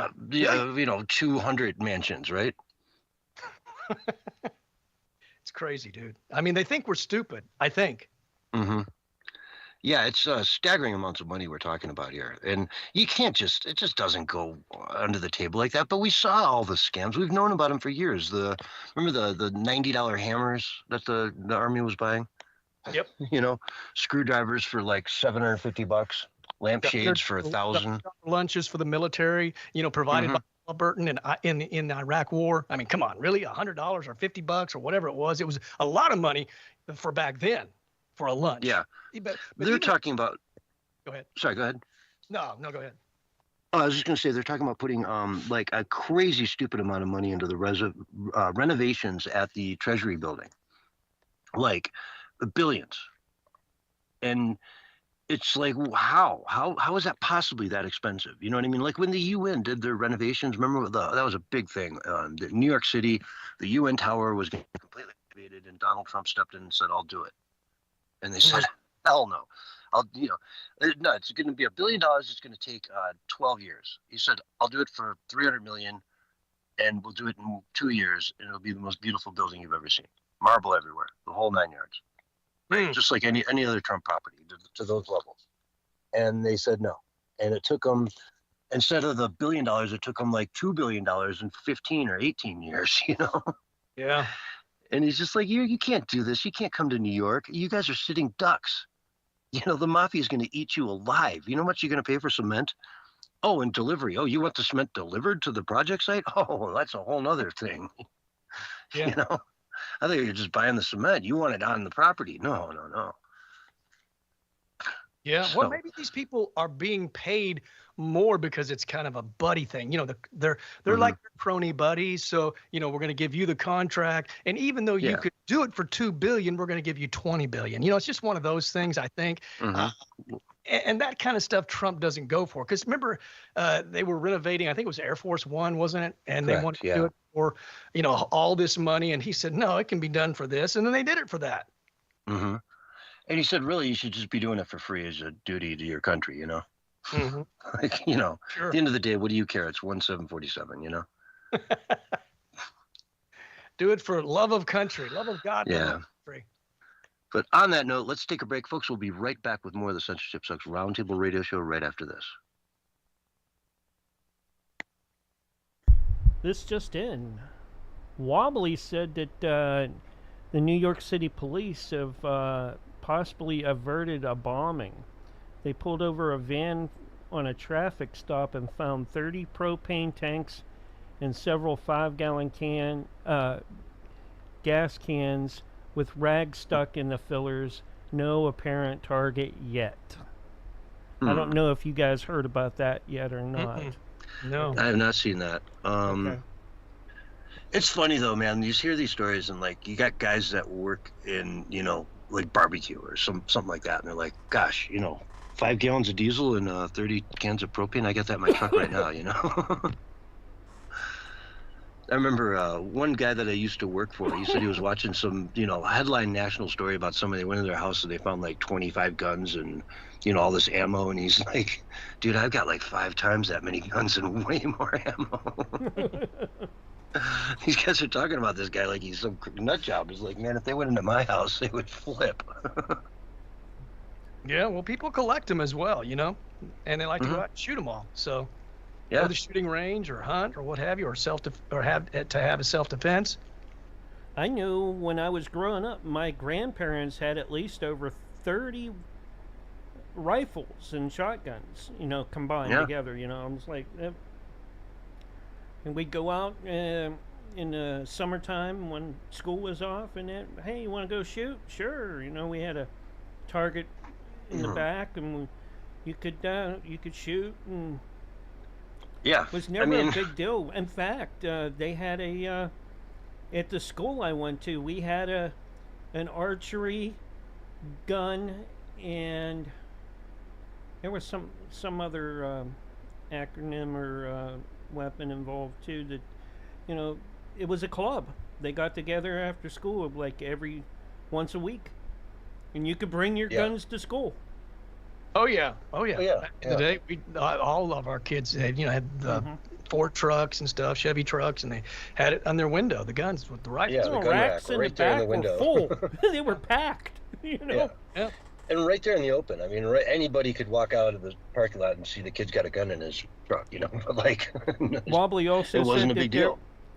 Wobbly also said there was a 7.3 earthquake in Alaska just a few minutes ago. Doesn't surprise me, man. New Jersey and New York City got hit with some massive flooding as well. Yeah. Thanks, I was Wobbly, watching for some the footage. updates. I was watching some footage of that, and it looked like almost AI generated. It was really weird, some of the stuff I saw. I know. I see a lot of stuff on X that I go, man, I think that's AI. I'm pretty good at detecting it, but it's getting so good now, man, that it's going to... We're getting very close to where, without some kind of forensics, we're not going to know. We're there. You know, we're just playing with what's, free and available online to, the plebs. The government's got it, man. They can make anything they want, I would imagine, yeah. Yeah. They even know how to print money out of air. Yes, they do. Yes, they do. They haven't figured out how to make them grow on trees yet, though. How far away are we from having, like, with drones or whatever that all, having the ability to make like I'm having with drones. Yeah, well, to make like a almost semi-real, a pretty realistic like Godzilla. You know what I mean? I'd you mean say like how that far? we're pretty Like close a to it. transformer kind of thing, Yeah, just with light, like drones that have screens or lights or whatever, and they all just move in unison. And like anyone watching that would say, "Oh, holy crap, that's a Tyrannosaurus Rex that just ran up on the beach," Oh yeah. Or straight up Godzilla, Sure. Man, you could Volcano really, eruption in Greenland again. you could really mess with 30 Tokyo seconds, if you could pull fellas, that off. and we'll be back on the radio side. Roger says money is made from bark. Anyways, here's your countdown. 5, 4, 3, 2, 1, and you're live and on the radio side right now. Hello, everyone, and welcome back to the Censorship Sucks Roundtable radio show for Wednesday, July 16, 2025. With me tonight, we've got Bullhorn Barry on the mic. What's going on, Barry? Hey, just glad to be here. A lot of Glad to have you. interesting happening these days, huh? Yeah, there is all kinds of good stuff. Let's go to some of these clips I got here for you guys. You're gonna like this stuff. We played a little bit of this in the pre-show, so Barry, you know what to expect here. Oops, let me do it the wrong way. Sierra's new video from Hold on. into the farm. Just want to skip through the first guy here because he's boring. Let's look Here at we what go. just happened at the glass farm, CNN. the glass house marijuana farm. Here's what people don't want to see, that there are a bunch of kids there that are undocumented or unaccompanied, and they think this is crazy talk, and we should be focusing on that. For one thing, how did those kids get there? Well, I just want to add one thing. Farm work is exempted from child labor laws. So You're telling me undocumented?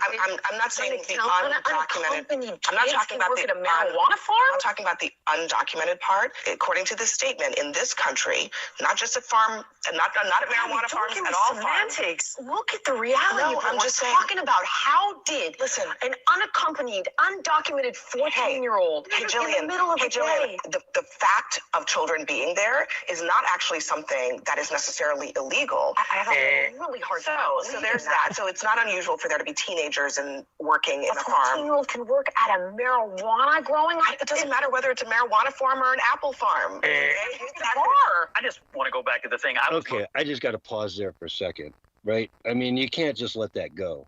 No. I don't know, Barry. You just want to take this layup, or should I? Go ahead, man. I've got the actual, laws right here in front of me. Yeah. Labor Standards Act. So we This can. was a legal farm that was doing very illegal things, and it's probably not a legal farm anymore. It's probably lost its licenses, and they probably lost the property and the whole things because they were so far out of whack with what California laws allow you to do on a legal marijuana farm. Anyone who's ever been to a cannabis shop or to a farm or any of that kind of stuff, you'll see every single employee has a badge that they wear around their neck all day, every day. And that's because they have to be licensed. Every dispensary, try going to a dispensary and just walking in with your kid into the back. They won't let you. No farm on the planet that's legal and doing things by the book would ever allow anyone under the age of 21 on the premises, or possibly 18. I don't know the exact number in each state. But you have to be registered. This farm was hiring dangerous illegals who caught the attention of Homeland Security, and were targeted for being, child predators, you name it. And they put them in this farm with a bunch of unaccompanied minors who were probably there under duress. They probably weren't free to just walk out at any moment they want. Who knows what they got paid, if they got paid. Any profits probably went straight to the cartels to pay off their debt with the cartels for even being here in the first place. So this is the most ridiculous lie I've ever seen. And, leave it to CNN to be the ones to jump out with it, So true, man. Fake news, right? It's ridiculous that kids can work on pot farms legally. Yeah, yeah. No. Exactly, man. And it's illegal by federal law and state law. So federal law, it's the Fair Labor Standards Act. So there are no federal protections or legal pathways for any kind of child labor, even part-time. So children under 18 are prohibited from working in hazardous occupation, and this includes jobs involving exposure to controlled substances, pesticides, industrial equipment, etc. State law. States that have legalized cannabis, like California, Colorado, Oregon, require workers to be at least 21. So, to answer your question, it's 21. And even if a family owns a cannabis business, they cannot legally employ their own children there. So, this is wrong across the board on every check mark. And it's just pure gaslighting. It's just straight up lying. Yes. Like she's doing it with an insistence that she knows the facts better than, the other host, and that it's just, I don't know. That's CNN for you, though. Let's keep going. We got more from CNN. This time with Scott Jennings, so there'll be at least one person at the table who's not an idiot. Was most concerned about in reading all of this today, and that's that these little children are found on these farms. I mean, are we really saying here in the year 2025, well, we have to maintain the status quo of illegal immigration in the United States because we need little children to pick marijuana in California? It's like blowing my mind. No, young children, immigrants or not, are working on these farms, whether they're forced to because they have to make money for their families, or maybe they... No, they owe the cartels money. And she just admitted it was forced labor, which is illegal. But even then, they're forced to do this because they have to send money back to their families. That is ridiculous. Though, what family's going to say, yeah, let's send my 14-year-old daughter to some, sketchy as heck marijuana farm in California so she can work her, fingers to the bones to send me money so I can just sit by the pool and, siesta. It's not happening. It's not happening. Anyway, let me back this up just a second. Immigrants or not, are working on these farms, whether they're forced to because they have to make money for their families, or maybe they, we're here to do that. There has been no effort made by policymakers, Republican or Democrat, to address the driving causes of that, which are the employers willing to employ these children. Correct. Who is employing a 16-year-old undocumented immigrant? One of the farms that was raided, I read, as even a Gavin Newsom donor. I think the governor of California should ask why you're doing these things. And I don't have a problem going after employers. By the way, I really don't. I know we want to make it about California, but it's not about California. Well, it is. There are at those marijuana facilities. Our ICE enforcement officers found this one's 14 children, 10 who were unaccompanied. They were likely being exploited, potential slave or forced labor, potential child and human trafficking. So this is something that is incredibly disturbing. It goes far beyond politics. My gosh, man. It goes far beyond politics. Where do they find these people for these shows, right? I mean, honestly, man. I mean, I may not even be the most informed person in the world, but my goodness, man. I mean, these people act like they know nothing. I mean, can you imagine one of these people being on Face the Nation? And Face the Nation's probably fake as well, but at least they do their fakeness well. These people, man, they're reaching to new levels of low. Would you not say so? Oh, yeah, and they're not even the worst. I mean, MSNBC is far worse. Then you got guys like, I forget his name. I try not to give him any credence. That one loudmouth runs his show, I think, from his mother's basement at this point. But, yeah, There's a lot of those, and they just kind of go along with what's out there. I don't get it. They don't really have any moral compass, But don't they have notes like okay, I'm going to have some good rebuttals, but it's like they're just speaking off the cuff without knowing anything. That's what it sounds like to me. And yeah, it's embarrassing, and it's embarrassing that so many people pay good money out of their wallets to watch this stuff. That there's still people left that are willing to, just pay a cable company to put out this kind of propaganda. And mark my words, it's the cable companies that are responsible for this, because they're allowing CNN to exist when no one's watching them. If they had a proportionate budget to the number of people who actually watch CNN, they would be, they'd be working out of a one, 2-room office somewhere in the suburbs of Atlanta instead of a 20-story building in downtown, Yeah, I think Communist News Network is pretty much on its way out. They're probably going to get bought out by somebody or just collapse, one or the other. Yeah, it'll be interesting to see what happens to it. I think they're on the chopping block right now. They're attempted to be sold by their parent network, and they're already starting to feel the brunt with a lot of people getting laid off recently. They're just going after the people that are making the big bucks, and they're like, you guys kind of suck. Let's just, get rid of you guys and let's bring in some new people, because, you shed the fat, you go to the top and you can shed a lot of fat real quick. Well, the question, will it be just a facelift and more of the exact same thing? You know what I'm saying? We got a new owner, so it's different, but yet it'll be just the same thing because it's the same kind of people buying the station? Or is somebody that really just wants fair and balanced news going to come in and buy it up? Now, if it's the latter, that might actually be a good thing. And can a cheetah change its spots? You know what I mean? That's a good question.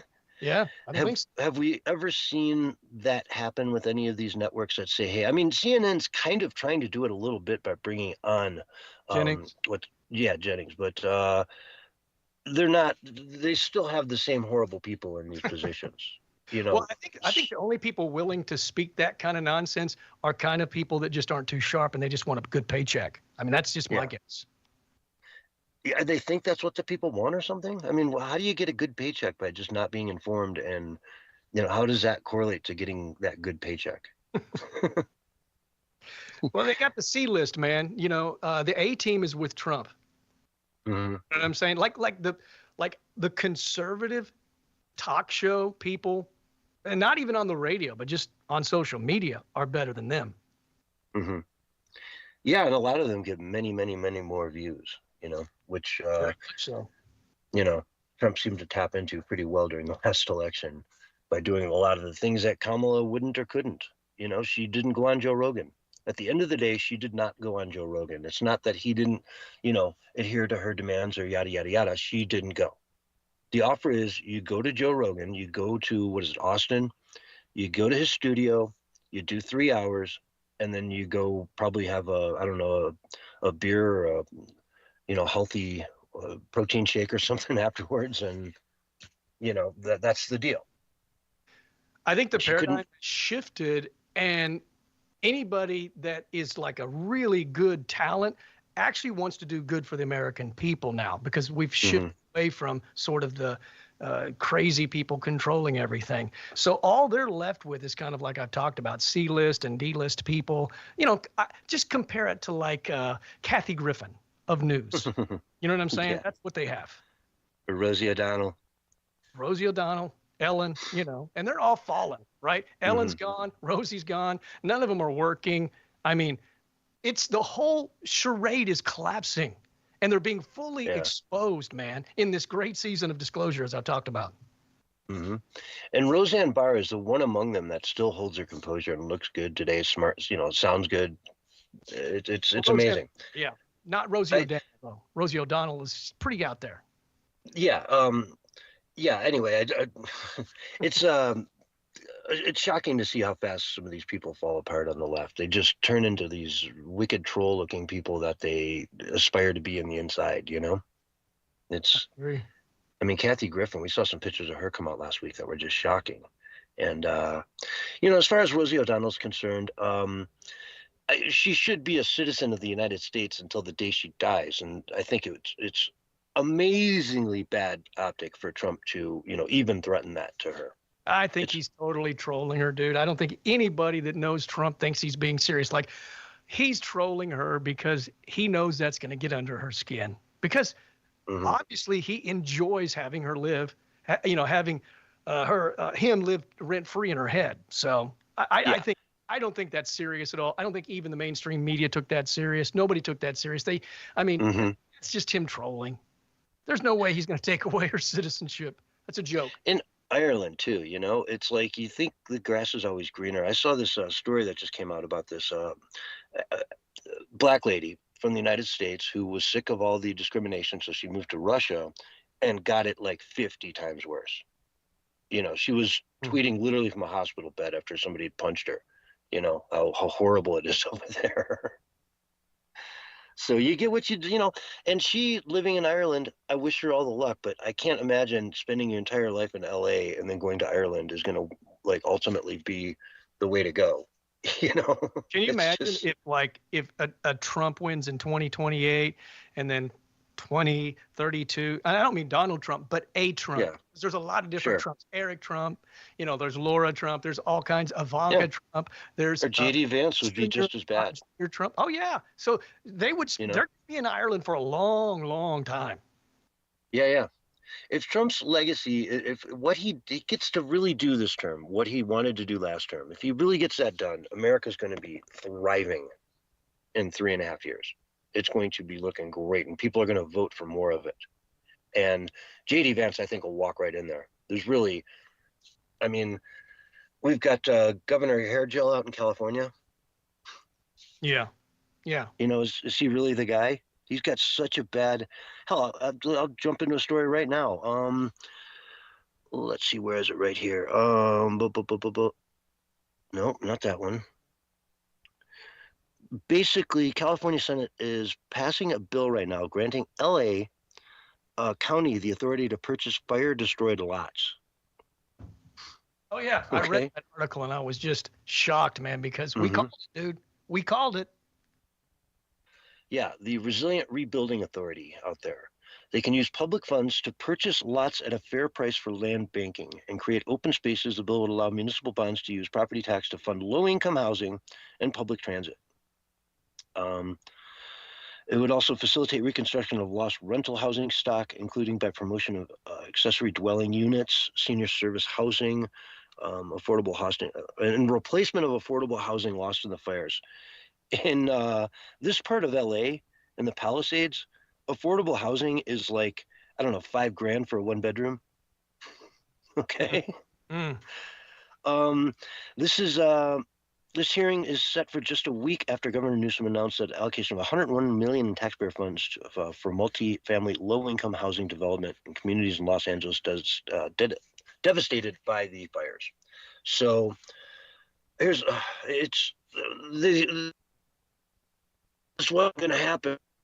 They all said this is not going to happen, and yet here we are. Why have they issued no permits? We've covered that story many times. Theory found to be true. Once again, they call us conspiracy theories for doing our due diligence and doing our research and finding out the truth. And then we report it and they go, that's nonsense. That's never going to happen. And we said, what's never going to happen is those people returning to their homes. That's what's never going to happen. In fact, a couple of weeks ago, we were just talking about how all that money that was supposedly raised by the, I believe it was the Hollyweirdos, none of that was accounted for. So nobody's getting that money. Somebody's getting it, but it ain't the Hollyweirdos. Yeah, and they refer in this bill to being able to purchase fire-destroyed lots for minimal cost.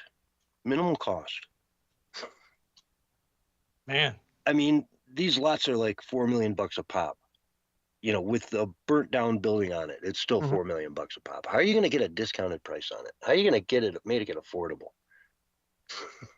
You don't give them permits. You don't allow anyone to ever rebuild there. Yeah, I think there was like 4 or 5 permits that had been given, remember? Yeah, there was at one point, I think that number's higher now, but it's not anywhere near the number of buildings that were destroyed. It's a tiny little fraction of what was destroyed.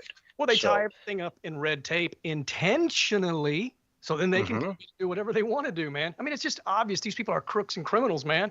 I mean, we've been calling it out forever. And if the right was doing the same thing, I'd be calling them out on it. Just like we've been calling out the Epstein thing. You know, we're not a part of a cult, dude. We just want to do right. Exactly.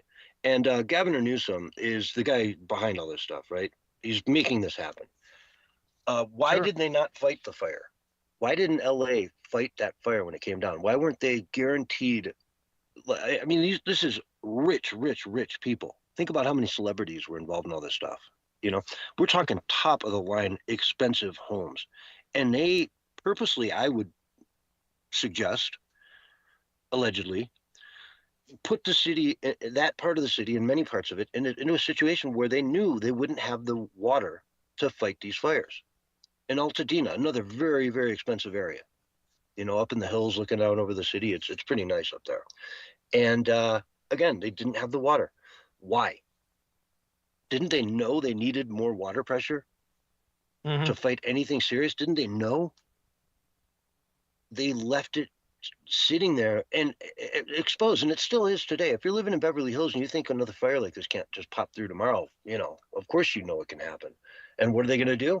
They're going to pull up in front of your $50 million mansion, put the water hose on the fire hydrant, turn it on, and nothing happens. That's what's going to happen. And you're paying how much in property taxes to the city and the state? Yeah. More truth is coming out. More evidence is coming out that is pretty much telling us that it's not incompetence. It's incompetence on purpose, as you said before. And I like that phrase. That's why I like to use it. And it's kind of, you know, the same thing as saying it's a conspiracy, but incompetence on purpose. And I think that's what we see happening here. And it's just that kind of evidence is just getting stronger and stronger because everything can't be incompetence. And if it is, they all need to be removed anyway. But instead, they're promoted. Why? Because they were told to be incompetent. That's why they get promoted. They're not getting promoted for doing the right thing. They're getting promoted for doing the wrong thing. Intentionally by the state. It's like it wants to destroy itself. You know what I mean? It's like it wants to just be a former shadow of what it was and what it could be. I mean, California could be, I would move there tomorrow if they just tore up half the laws they have and said, you know, hey, we're going to start over and just, you know, no income tax, yada, yada, yada. Right. I'd probably move there tomorrow. You know, and love every minute of it. Living instead of just basically oppressing people and putting more weight on everybody, which is what the Democrats in California are good at. That's why people have been leaving in droves, man. You couldn't even get a U-Haul for a while. Yeah. Still to this day, I bet it's very difficult because it's not slowing down. The exodus is not slowing down. No. It's not going to slow down in New York either. I mean, how many people have left New York for Miami? Yeah. You know, how many billionaires just up and left and said, I'm done, you know? And that's money you don't get anymore. Elon Musk, all that money he's making, none of it goes into the California coffers anymore. You know, and the sooner what's left of his, you know, businesses there can get out, the better. You know, he wants out of there. Move it all to Austin. Yep. We were vying for him to come to Tulsa. We took our big giant oil man, I think he's like 65 feet tall or something like that, and made a Elon face and put a big Tesla belt on him. And we basically did everything we could to try to get him to come to Tulsa because Tulsa's pretty cheap, you know. And he chose Austin. But definitely Tulsa was an area that he was looking at. Yeah, exactly. It's just, you know, you're bringing how many thousands of employees with you. It's just an easier sell, I think, you know. Tulsa, I'm sure, is a wonderful place, but it just, you know, doesn't get the vibe that Austin does, right? Right. All the music and the, you know, yada, yada. You're known for, what is Tulsa known for? For being the most average city in America, actually. It certainly is. In fact, they do a lot of tests here because they figure if you can be successful in Tulsa, because it's so average, you can be successful in bigger cities. Really? So like test products and stuff? It's a test market, yeah. Interesting. Yeah, so you're average. We're very average. That's a great bumper sticker for the tourism industry, isn't it? Come to the most average town in America. Yeah. Look, you'll probably fit in. They're not going to be too much better than you and not too much worse, you know? They're going to be about the same as you. We're all just average. Yeah. They're all complaining. You can all stand at the gas pump and complain about the price, and they all get it. I don't know. I was in Stillwater, Oklahoma, over the weekend. It was $2.55 per gallon. Oh, So that's pretty good. Nice. Yeah, I'm seeing our prices below $3 across the board out here in Arizona. But what I will mention, while we talk about Arizona, is the fires. The fire at the Grand Canyon. There's two of them. One is like 60,000 acres, and it's on sort of the road into the north rim of the Grand Canyon. And the other one just rolled right through the village up there and burned it all down. It's like 9,000 acres. So we've got like 60-some thousand acres, 70,000 acres burning on the north rim of the Grand Canyon, and it will never be the same. The lodge burnt down, all the cabins burnt down, 80 structures that were part of the Grand Canyon, area up there are all gone. Wow. And it's not slowing down at all. So, it came right up to the rim there and went right through. If anyone's ever been to the north rim of the Grand Canyon, you know what I'm talking about. That whole area is just torched now, which is really sad. And it was a crown fire, so all the trees will be, damaged for the next, 20 years, Yeah. Yeah. So real tragic. 100-year-old lodge up there. I don't know exactly how old it is, but it's very old. Historic place. And it is what it is. So folks, be careful out there. It's if you're in the West Coast, it's fire season for sure. So be very, very careful. Otherwise, this is the Censorship Sucks Roundtable Radio Show. We're going to wrap up hour 1 right about here. But don't you worry, we're going to come back in a few minutes for hour 2. We are on every Wednesday at 6 o'clock p.m. and also every Sunday night at 9 o'clock p.m. Eastern Time right here on the station. So come by and check that show out as well. We have a lot of fun doing the Sunday night show, and I think you'll really enjoy it. Our last one I'm still laughing about it. It was so much fun. But anyway, folks, we're going to go to break. We'll be right back after this. All right, we got about 3 minutes on this call. And I'll set up the next one. Okay, cool. Sounds good. I'm going to just go ahead and hang up right now because I want to do a couple things. And it'll probably take me 2-3 minutes anyway. So I'm just going to hang up right now and I'll be back in a minute. I'll stay with Barry then. Hey, cool. Barry. What's up, man? Yeah. So you getting a lot of rain up that way? We have, but then it's kind of backed down a little bit. So I don't. I've had a couple days without it. So a couple days with it and a couple days without it. So it's still more than what we would normally get for July. Yeah, same here. I don't get it. Most of the time we'd be in triple digits and dry as hell this time of year. Yeah. All the way into like September.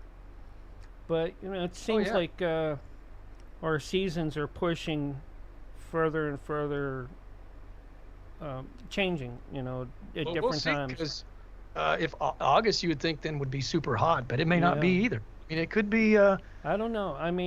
When I first got down here, this time, we were in an 11-year drought, and I was in that for probably about the last 4.5-5 years of it, and then we haven't had problems since.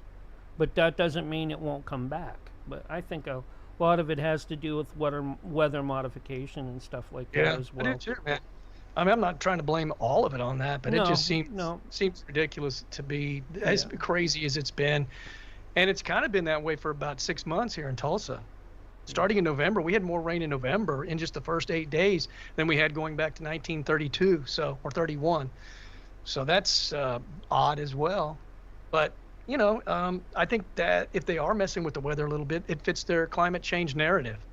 Yeah, it and sure I don't know does. if you see this. You're on X, so you know exactly what I'm talking about. I'm only on there like a couple days a week. I don't go there to I don't look and read any of that stuff. I only post my stuff, and then I leave. Well, there's a bunch. That's like most social media places out there. Unless I follow someone like you, I'll take a look over your headlines. Yeah, but I won't open it up and go the whole way in it because I figure, well, if it's one of Barry's, I'm going to hear about it on the show. Yeah, exactly. Well, there's a whole bunch of images and videos of just very weird cloud formations. I mean, like bizarre, like Yeah. all over the place, and low clouds. And it's funny because I was literally driving. It was either to Stillwater or from Stillwater. I can't remember. I know it was to Stillwater now that I think about it. And I was noticing how there were so many different layers of clouds. And the first layer was like low, like almost you could touch kind of thing. I was on Pirate Radio, World Pirate Radio last night, and I'm going to start up the next call in just a minute. So just stick around, hold on, folks. I'll get the next call going. That way, you know, Barry won't feel lonely over there. Uh-oh. What's going on? Let's see here. Let me try to get teams back up on that one. Join.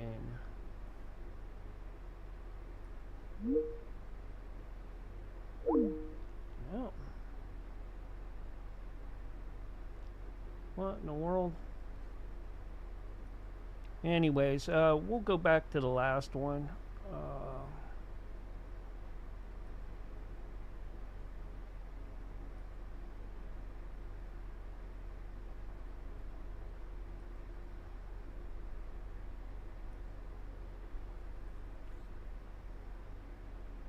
Do do do do do do do.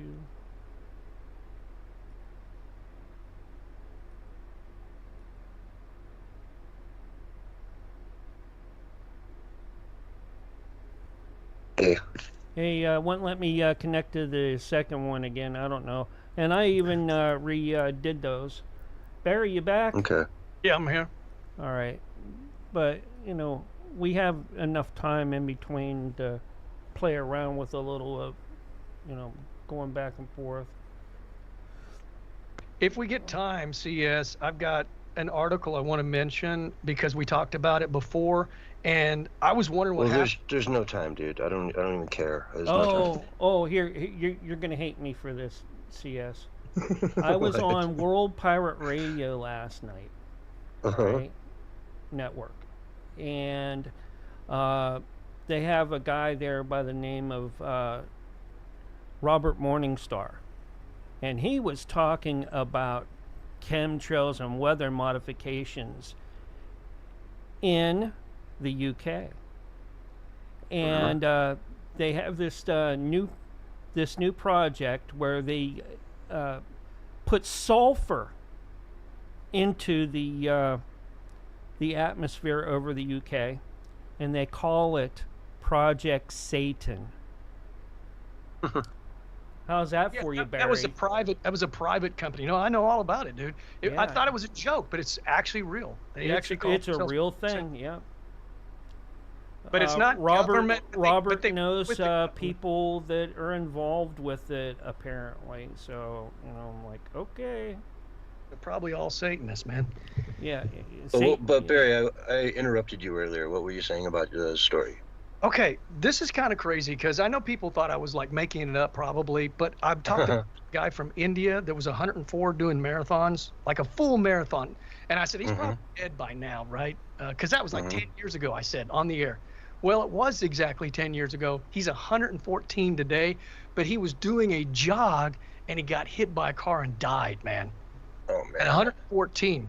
So he was still jogging at 114, but he wasn't doing the marathons anymore, but he was still jogging, and he was doing one of his jogs, and a car hit him, man. So, but that's that guy I was telling you about. Never had surgery, never took any medicine, only did holistic medicine, was healthy, and was jogging a marathon at 104, and still jogging up until he was 114. So it can be done, dude. Wow, that's crazy. Like, yeah, so it was in Breitbart.com, the article. I would try to pronounce his name, but I would have to hear it on a YouTube video because it's like Vaja Singh. I couldn't pronounce it, so I won't. But if we get the time, I'd just talk about it for a minute.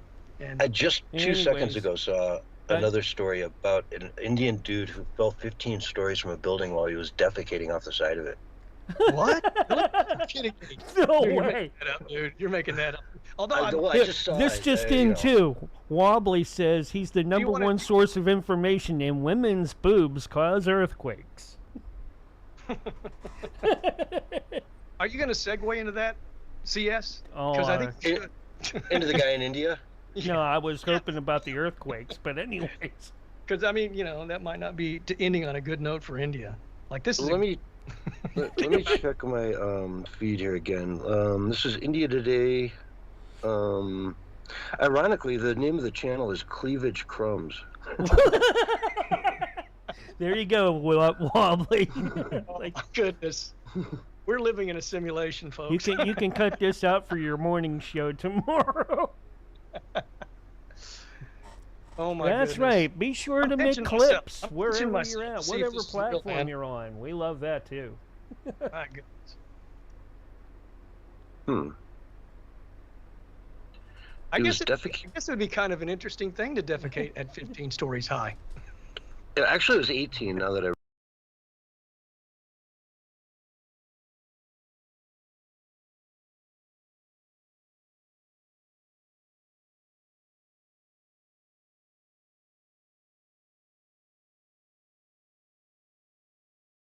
Read the. Oh, even more spectacular. Yeah, and he was sick too, so it was probably. Well, you just hope that there's no like bystanders walking. You know what I mean? You'd hope so, but hey, it's India, you know. Anyways, 3, 2, 1, and you're live. Hello, everyone, and welcome to hour 2 of the Censorship Sucks Roundtable Radio Show Wednesday night edition. With me tonight, as usual, I've got Barry, Bullhorn Barry. What's the word, Barry? I'm just trying to not laugh, man. Just trying not to. I'm trying to be professional right now. Yeah, we have all kinds of interesting stories coming out of India. We just learned of during the break. Yes, yes. Why don't you go first? Well, mine's kind of uplifting. I don't know what yours exactly is, but it's definitely interesting. Mine's the opposite of uplifting. Exactly. It's falling. It's definitely on its way. Anyway, there's this guy that I've talked about on the air more than once too. He's from India and he does not super marathons, just does regular marathons, like whatever that is, 26 miles. And he did it all the way up until he was like 104. He started like at the age of 89 because he had some tragedy in his life, and he had never been sick before. He'd never been cut open by a doctor. And if he did get sick, he would just, have holistic medicine, like some soup or some broth or something, or some herbs. And I always thought that was interesting too. Never got sick, was healthy, was doing marathons up to 140. And I said on the air, maybe it was like 2 or 3 weeks ago, I said, well, he's probably dead now because he'd be like 114. There's no doubt he's dead. But it turns out he was still alive at 114. But just recently he was doing a jog. He doesn't do the marathons anymore, but he was doing just a regular jog, probably, I don't know, maybe a 5K or something like that, whatever. And somebody hit him with a car and he died. But he was 114 years old and he was still jogging, man. So anybody that wants to say that, by the time you start hitting your 60s or even your 50s and 70s and so forth, that, it's all downhill, I don't buy it. I think it's all downhill because of the kind of food we put in our body, the fact that we don't exercise anymore, the fact that we've lost connection with people. There's a lot of reasons why we're unhealthy. But yeah, it can be done. And I think that's an inspiring message to anybody, man, that wants to be healthy and live a long life. It is very inspiring. And, it goes to show, have you ever seen the traffic in India? I mean, I've never been to India, but I've seen all kinds of travel shows that have gone there, and the traffic is insane. I know. Yeah. Like, and even on the round as well, like because they're like really small cars and they're whipping around and you're like, wow, how are they doing that? Exactly. I mean, it's shocking. To be able to jog on I presume the side of the road in India is a pretty, and to survive 100 years of doing that is pretty crazy stuff. He was trying to cross the road is when he got hit, and he didn't die right away. He died later of his injuries at the hospital. But he was really beloved, and even when he got into his hundreds, he only did the marathons for charity. So he was really big on giving back as well. Good. Paying it forward. And while you were telling me that story in the break, I happened to be scrolling through my feed and saw this headline from India Today. Which Mumbai man with upset stomach falls to his death from 18th floor while defecating. So a 50-year-old man with an upset stomach fell to his death from the 18th floor of a building on Sunday while defecating from the edge of a shaft near a lift. Man. So, first of all, bad, the stomach is so bad that you got to go right now. Not, I can't climb down 18 flights and yeah. But anyway. Yeah. Yeah. I'll leave it at that. Was down there below, walking down, Yeah, quite frankly, I don't have a lot of commentary for that. I'll just leave it there. It just happened to be another India story that I saw while you were telling me yours. Yeah, we can't end on too positive a note. Yeah, it's I don't know. It's well, let's go to England for a little bit. I got a couple stories out of there. This first one will just make you guys you won't believe it. Let me back this up. Here. A Warwickshire secondary school has issued an unreserved apology after a promising student was effectively excluded from a cultural celebration day for showcasing her British heritage. 12-year-old Courtney Wright, an academically high-achieving pupil at Bilton School, arrived proudly wearing a Union flag dress and prepared a thoughtful presentation about Britain's historical traditions and contemporary multicultural identity.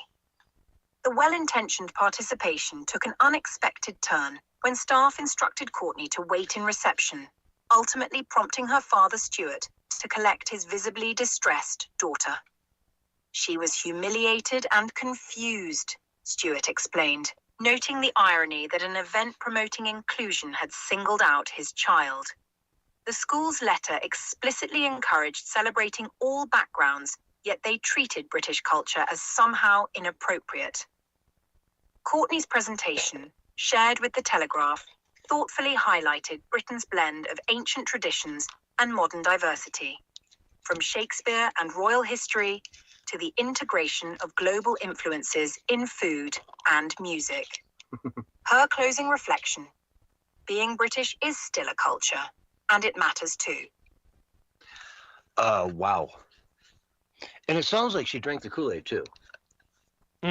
Yeah. You know what I mean? It sounds like, they read her report and it was all about how great diversity is and it's their strength and yada, yada, yada. So then she shows up in a Union Jack dress, very pretty dress, by the way, with a cool little hat.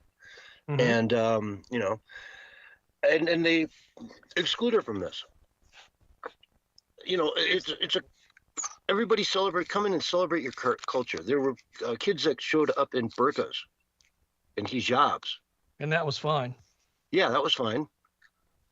And yet, you show up wearing the Union Jack and you're thrown out. You're not allowed in because Britain is not a culture. They don't want it to be a culture anymore.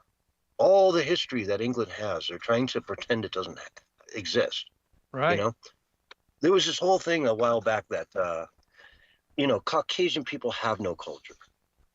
That Europe really doesn't have a culture. And I remember some British YouTuber put out this video that was just the most amazing thing I've ever seen, that just went through the music, the arts, the poetry, everything that Europe and then ultimately America as well had created, but Europe did on their own before they even knew America exists, is insane. It's so beautiful. David, and he compares it to other cultures and what they were doing in similar times. And it's just not even in the same realm, not even close. So, yeah, there's a culture and it should be celebrated. And if you don't want to celebrate it, you're probably afraid of it or you want it gone. Why would you ban this? I think they want it ended, man. I think that's, that's why they hate patriotism so much. The left does, right? They hate nationalism. Remember Macron said the opposite of patriotism is nationalism. And they want national identity gone as well. Like, in America, that would be freedom and the Constitution and free speech and the Bill of Rights and all these values that we've had for so long. And they just want to wipe it completely out. The left does. So this is the globalist agenda hard at work. And they're willing to do it to a little girl and break her and bring her to tears. And she may never recover. I mean, these people, that would be almost like, post-traumatic stress disorder, because, I mean, she's doing everything she thinks is right to her peers, and then her peers put her down. I mean, think about what that's going to do to her, how she feels about herself. The school is saying, I mean, the school issued an apology ultimately, but that day their gut reaction was to say this is unacceptable. Britain has no culture. It's just cultural celebration day. You can't come here dressed as in the Union Jack. That's racist, right? That's their gut reaction. Okay. And it's sad. It's just sad that the world has come to this. England. Well, in America, Wake we did up. the same thing to the guy that, the little black guy that was so cute, man, that's been fighting brain tumors and cancer. Oh, yeah. And the left wouldn't even applaud him. Yeah, at the State of the Union. Trump brought him in. Yeah, so Trump brought him into the State of the Union and said, here's an 8-year-old kid who fought off brain cancer. Let's give him a round of applause. And they sat on their hands. And they made him an honorary Secret Service guy, and he was already given, the honorary identity of a police officer as well, because he wears that little police uniform that he has wherever he goes. It's awesome, man. I think at this point, there's like 1,000 police departments that have made him a member. Okay, that would not surprise me, because the kid is like adorable. You love him. He's got a great attitude. He's a fighter. You know what I'm saying? He's been through so much, and you don't even hear him complaining. You just hear him fighting back and being so grateful for what Trump did and what America's done, and just grateful for his friends and his family. And when he watches that, when he gets older, he's 20 years old, and he goes back and watches, what happened during the State of the Union. He will just be, I think he'll remember it differently, and he'll see it like that and go, wow, I didn't realize how evil and vicious they were at the time. Yes. Oh, yeah. I mean, the kid's not political. He's not a political, he's just a kid. Yep. And he recently had some more surgeries as well, because he had some more, brain tumor or cancer. And I think he's doing all right. And I posted on social media, let's pray for, I can't remember his name, but let's pray for him and put a picture up there. And I pray for him, and I want to see him get well. It just seems so sad and unfair for someone so young with so much life and so much energy and so many dreams to be taken away from us prematurely. So I'm hoping and praying to God that he lives a long life. But I don't know that the Democrats feel that way. Yeah, well, we all are. I think they do. They just got sucker punched at the time. I mean, it's like, you're so low, though, man. You know what I'm saying? Yeah. That has nothing to do with Trump. Nothing to do. I mean, they were just so against everything Trump does that they saw this little kid come out and they said, there must be an angle. Don't clap. Right? If they'd have just looked up at the kid, smiled and clapped for him, you know what I mean? They would have come out looking at least good on that one. But they looked like they were decent human beings and not animals. Yeah, it's you disgusting. Optics, that was not good optics for the Democrats. I mean, you know what I'm saying? Their optics are just not looking good at all as of late. And that even, if Trump is dropping the ball in some ways, it's almost unnoticeable because the left is so crazy. They are. And they're starting to really leave people behind. Newt Gingrich was on, some interview, and he's reaching out to Democrats and saying, come join the Republican Party. These people are crazy. Look at this Mad Manny guy in New York. Oh, man. Yeah. And AOC was parading him around, and the whole squad is all about the socialist communist, mayor of New York. The largest financial center in the planet. Let's put a, communist in charge of it. What could go wrong, they said. and they have these people popping up running for mayor and different,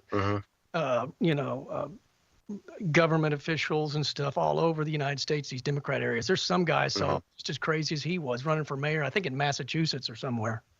Yeah. I mean, Chicago for a long time now has been threatening the mercantile exchange there to put a transaction tax in place. That just tiny little fraction of every trade they get money, the city gets money from. And they just don't understand at all when they propose this, how leverage works, how commodities work, how futures markets work, in that it's all margins of tiny little, the profits are just tiny little margins of nothing. You know what I mean? If you get a profit, you take it, and boom, boom, you're in and out. And it's almost impossible to put a tax on that.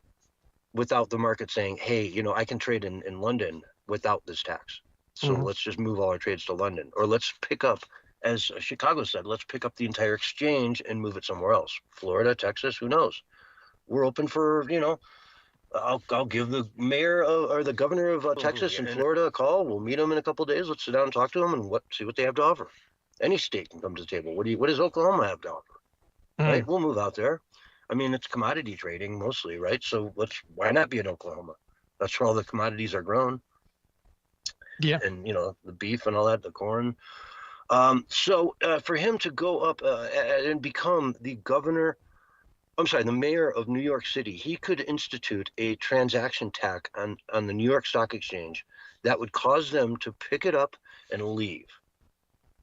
Pick up all their desks, all their traders, and maybe just go right across the river to New Jersey for the time being, you know, so they can figure out a better place to be. And heck, it might not even be in America at that point, right? I think maybe their motto should be, let's just make America worse, man. You know, maybe that's why they hate the Make America Great slogan so much, is because they don't want to see America succeed, because they have other plans for America. You know, 15-minute cities, eat the bugs, eat the lab meat, you know, own nothing and love it. Don't drive anywhere. I mean, the corridors. Driving, dude. We talked about that. And I live in the West. They want corridors where, like, they're for migration for animals. It's not for people. Corridors. I mean, like the entire central swath of the United States turned into a wild game reserve.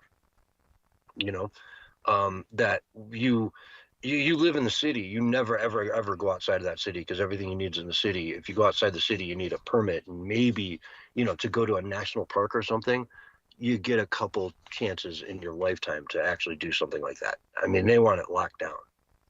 You know, if you look at the original Agenda 2021, there's all kinds of talk about these corridors and whatnot in it. And it's very, it would just tear the country apart. It would make it next to impossible to live outside of a city. It's funny that you mentioned that movie with the guy that was in Oppenheimer, the guy that starred in it. He was in it with Justin Timberlake. It was called In Time, and you have districts and so forth. And that movie did not do very well at the box office, but now it's become a cult favorite, and it's gaining ground. I think they're playing it like on Netflix or something, and it's getting like tons and tons of views because it's so it's more in tune with what they're trying to do. You know, back when it came out, it was just like a science fiction film, but now it's a science reality film.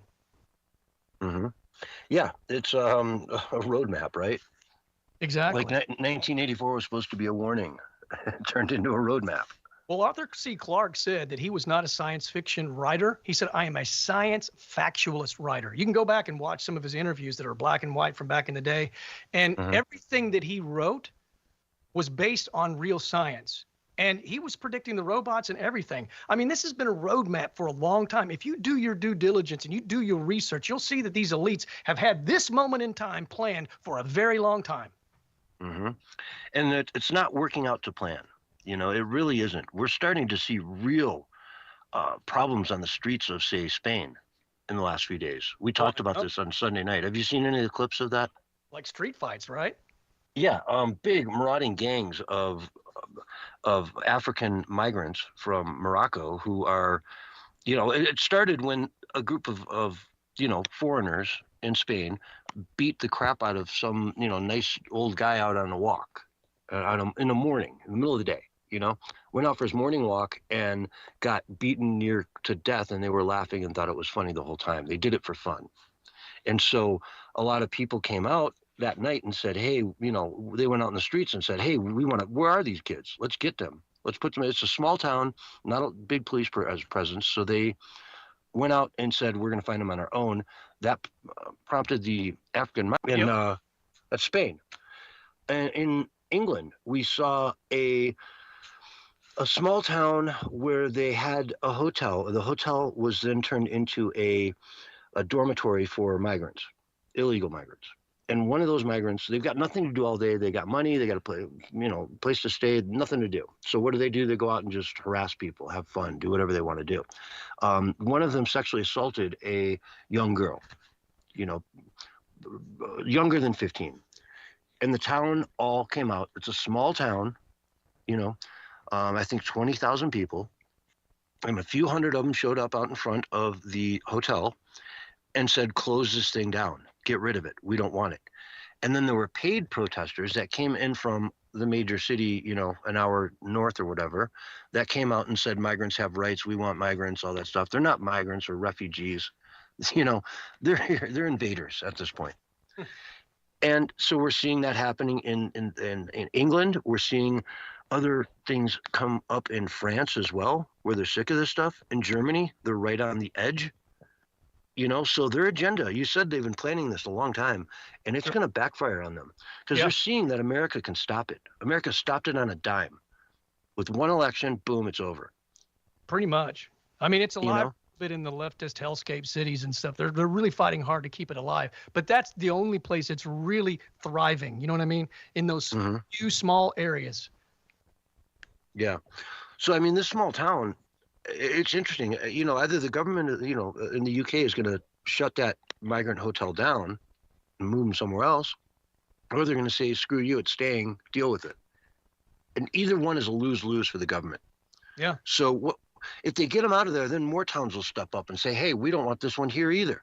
Well, that's what Tommy Robinson did. He stood up and then they just put him in jail every time he stands up. I just saw in the UK, you know, it looked like an illegal immigrant had attacked a police officer for no reason from what I could tell.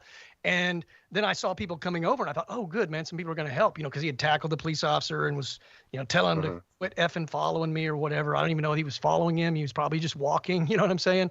And then they started to beat on him, and another police officer came and she tried to stop it and they started beating on her. And I was like, this is the world that we live in now. You know what I'm saying? In these crazy places where they just have unfettered, unchecked, just everybody can come into their country, no matter who they are, right? I mean, this is what it's coming down to, is just madness and insanity.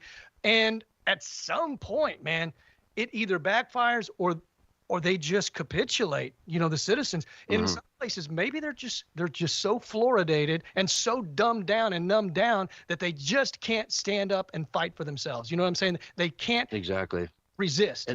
And on that note, we've got to go to a break. Folks, we'll be right back with more from the Censorship Sucks Roundtable radio show. All right, we're on radio break. Sweet. Hey, gosh, you know, I wish we had another 2 minutes there, because there was a story that came out of the UK as well, where this migrant, it happened like 10 months ago, and the video that came out at the time showed a cop just beating on this migrant on the ground, right? And it looked like it was for no reason, yada, yada. Then all of a sudden, the other day, the first half of the encounter came out. And some dude in a train or police station there just literally sucker punched like a 5'2" cop, female. Ridiculous. You know? Yeah, ridiculous. He straight up sucker punched her out of nowhere. And, you know, she's left bloody and crying and yada, yada, yada. And then the male cop that's with her grabs the guy, throws him to the ground, and then he starts to put up a resistance. And so he just beats him like 4 or 5 times in the face, right? Which I would say is fair. The guy has it coming. You sucker punch a woman, you know, then I get to punch you. Well, you have to defend yourself, right? And granted, she was a cop, but she was like 5'2", 120 pounds. What are you going to do? I would imagine she felt like her life might be threatened. Well, I mean, I don't know if she thought she was going to die per se, but it hurt, and she's bleeding everywhere, and she'd, you know, you put your hand to your face, you got blood everywhere, and you know. Unprovoked too. That's what's crazy, right? Unprovoked. Yeah. I'm surprised she didn't tase him on top of that. You know. Well, she couldn't do anything. She got laid out. Yeah, people are out of their minds. You know, they just do anything. In New York City's kind of like that as well. You know, you got it's random. But that story festered for 10 months as sort of a cop abusing the hell out of this migrant. Sure. Oh yeah. You know what I mean? And finally now the truth is coming out, and it's the opposite. Yeah, but the left won't say anything about it now that it's been debunked, right? They just ignore it and look for something else to start yelling and screaming about that'll probably turn out to be false as well. And I bet 90% of like the BBC and all those things never even showed the first part of that. You know, oh, it's too violent, we can't show that. That's it. End of it. Don't even show it. But then if they showed the second half of something it. like that, they'd say, we know this is violent, but this needs to be shown because white supremacy is so evil, right? You know what I'm saying? I mean, the way they're so exposed, dude. I don't know how anybody. I mean, I think the only reason people listen to them is because they just hate Republicans and conservatives and Trump so much that they don't care if they're telling the truth or not. They just need to feed off of that negative energy because they have all that hate inside of them. Yeah. And it's amazing that you can put together an entire political movement just based around hate, you know? I mean, it pretty much is. I mean, everything that motivates them is anger. I mean, look at all the videos of them melting down and losing their minds. Yeah. And they're not losing their minds. They're saying the craziest of things, which is still a form of losing your mind. Yeah. Oh, boy. You know, I don't have any really Wobbly Democrat. says they hate everything but our money. Yeah, except well, for don't forget the property. Except for the people in if Hollywood. If you've ever gone through divorce or things like that, they take that too. Oh yeah, they do like your money in that way. That's for certain. But I mean, apparently Hollywood doesn't care about conservatives. Remember Jennifer Lawrence? She'd been, mocking people from her hometown, saying that they were, I don't know, people, backwoods religious people with pitchforks and stuff. And that's where she's from, right? And so people stopped watching her movies, and she noticed that her, the ticket sales were down, and so she apologized and said, well, I guess I probably shouldn't have done that. It's like, well, you're apologizing not 30 because seconds, you did something guys. stupid, but because nobody wants to see your movies anymore. Yeah. And never apologize to the left, and also probably never apologize to the right. If you see it, just own up to it. Yeah. I don't know. I mean, because we will forgive, but we won't forget. The left will neither forgive nor forget. Here's your countdown. 5, 4, 3, 2, 1, and you're live right now. Hello, everyone, and welcome back to Hour 2 of the Censorship Sucks Roundtable Radio Show, Wednesday night edition for July 16th, 2025. And, Barry, I started the last segment with us going over to England, and we never quite left because I just wanted to bring up one other story I had over in the UK. Culture Club frontman, and I'm reading from Breitbart here, Boy George is sour on gay political culture and says, I don't think it's helped anyone. According to his recent comment to the UK newspaper, he went on to insist that people in groups are not all exactly alike. We are not a thing. It's like, this is what black people are. This is what Jewish people are. This is what trans people are. No. The gay cultural icon went on saying, everybody is diverse because nobody is like anybody else. So you're starting from the wrong perspectives, he said of the LGBTQ political framing. Nobody gets to choose what color eyes they have, how big their penis is, how fat their backside is. He also said he had no clue why anyone cares who is gay and who is not. He said, I was in an interview when I was 17. Being gay is like eating a bag of crisps. It's not important. I still think that now. What do you care about someone's sexuality unless you're going to have sex with them? He also lamented the anger in online discourse. Trans people are the new people to hate, but I always say, how many trans people have you met today? The world on the internet, which is hideous and full of anger, then there's the real world, which is entirely different. So in reality, people have nothing to be nervous about. Interesting. The whole LGBTQ thing has done nothing for anyone. And what I would say is he's probably right, because he was a smashing, massive success in the 80s. Yeah, it's everybody loved him. Right? You've been mentioning that on 2 or 3 shows. You've talked about that, right? And then it's funny now that he comes out saying that. It's kind of strange, isn't it? Yeah. I mean, back in the 80s, this guy was the coolest thing out there. You know what I mean? Nobody cared that he was gay. Because guess what? I wasn't going to have sex with him, so I didn't care if he was gay. You just wanted to listen to his music, right? Yeah, exactly. Or whatever. Karma Chameleon, I know every word, by heart to this day. 30 years later, I know that song, Yeah. You come and go. But, so many bands. Queen is my favorite one. right? Right. He made okay. Queen is the name of the band, and you got Freddie Mercury as the frontman. Everybody knew he was gay. It wasn't any mystery, and yet he sold out 100,000 packed rock stadiums. You know, with like, you want to see the Hells Angels show up to a gay man performing to 100,000 people in Berkeley, right? Everybody loved him, and some of his biggest hits. Another one, Bites the Dust. Go read the lyrics to that and ask yourself what he's really talking about. He wasn't talking about football teams. Okay?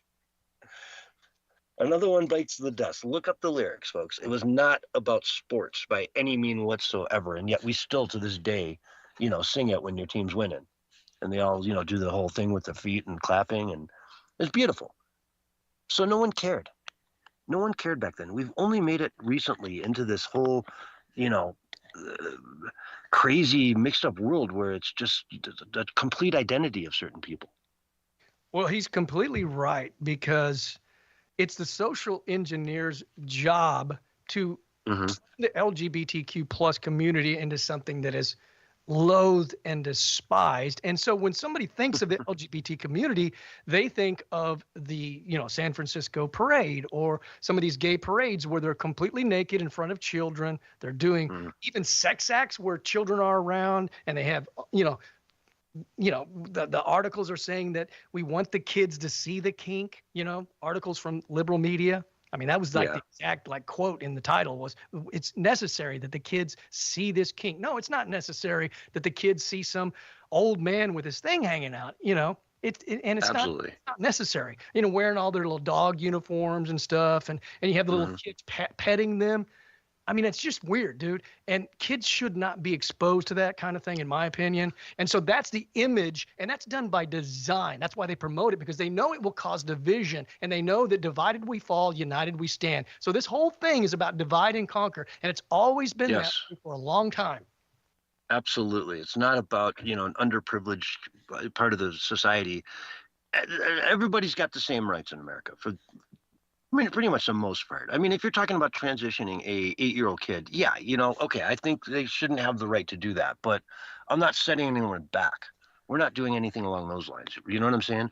If, I've always been pro gay marriage. I could care less. If you want to get married, go for it. I could care less. I don't want to necessarily see two dudes making out in public. It's kind of going to gross me out, but I don't want to see anybody making out in public. It's, not cool. You're not supposed to do that. Keep a little bit of modesty in your life, I mean, anyway, so that's all I've got left with I gotta see about the UK. I guess we should put it that way.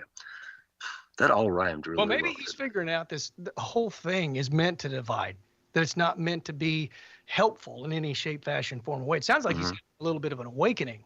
We had a lot of transgenders and a lot of the LGBTQ. Brandon Straka is openly gay. Yeah. He started the hashtag walk away movement. And in that movement, there are a lot of trans that have come over to the Republican Party. They feel more welcome among conservatives and Christians than they do the party that supposedly embraces them.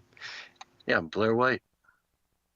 There's a lot of people out there that are, gay. Dave Rubin, I mentioned him earlier. I didn't say the gay Dave Rubin. I just said Dave Rubin. I like his content. I don't think of that first. I know he's gay. I don't care. Again, I had no plans to sleep with him, so I could care less what his sexual orientation is. Now, there's just proper ways to handle that stuff. I mean, when I was growing up, I never in a million years would have known that my teacher was, dating, gay, whatever. It's just in a million years, they never would have brought up anything sexual in the classroom to their children, to the kids.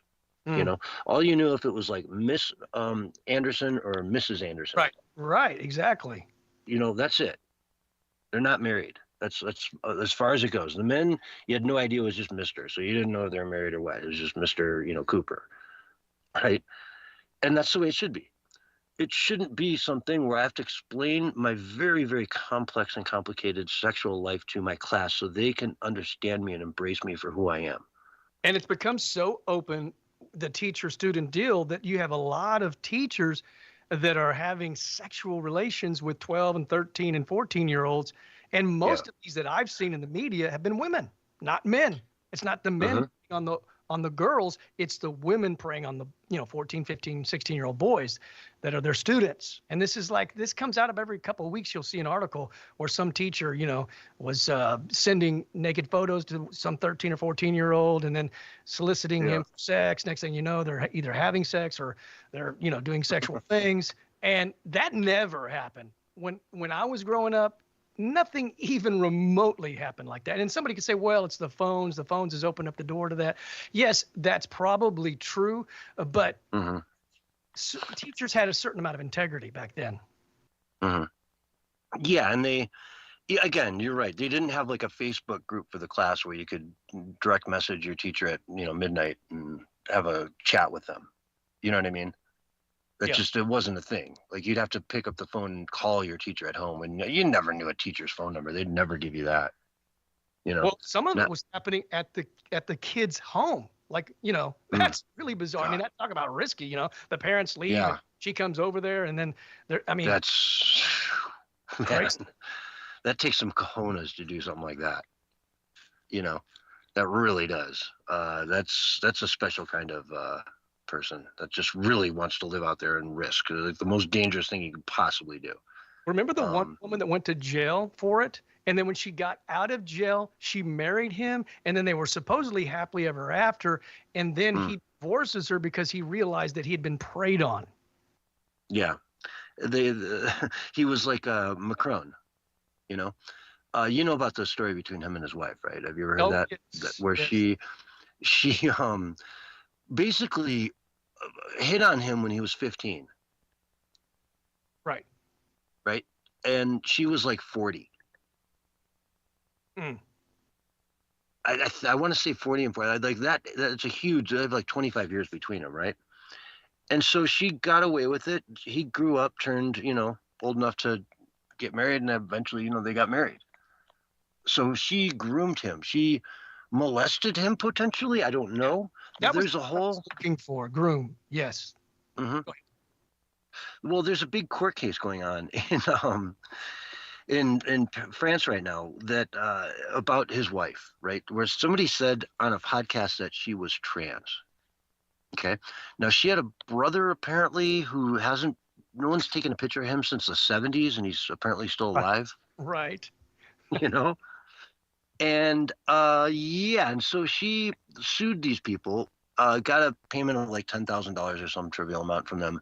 And then they went up to the next higher court, and the court said, no, you don't have to pay. It wasn't slanderous. And now she's she's frantically going to the Supreme Court to say, no, I want it on record that I'm not a trans.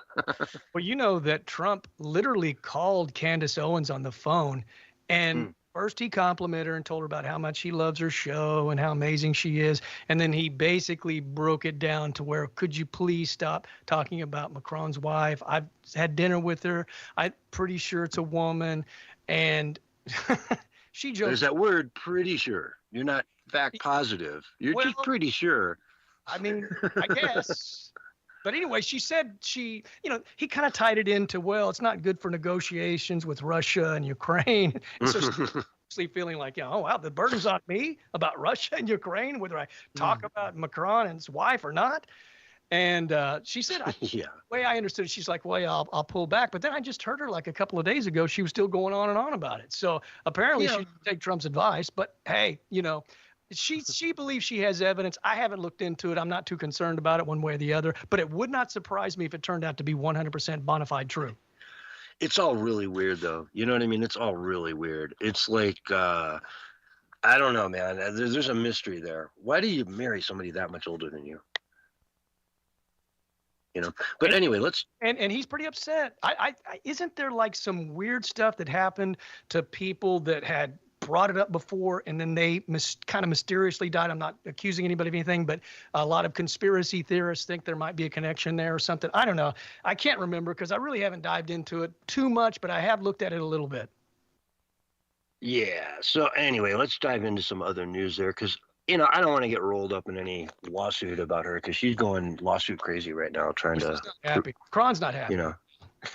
Well, I wouldn't be happy if people were saying my wife was a dude. I'd like, you know, I can show you. Well, you know, she's not. Like, ask, you know, trust me. Say this: if she's a he, hey man, why not own it, man? Because that's what they're all pushing all the time, right?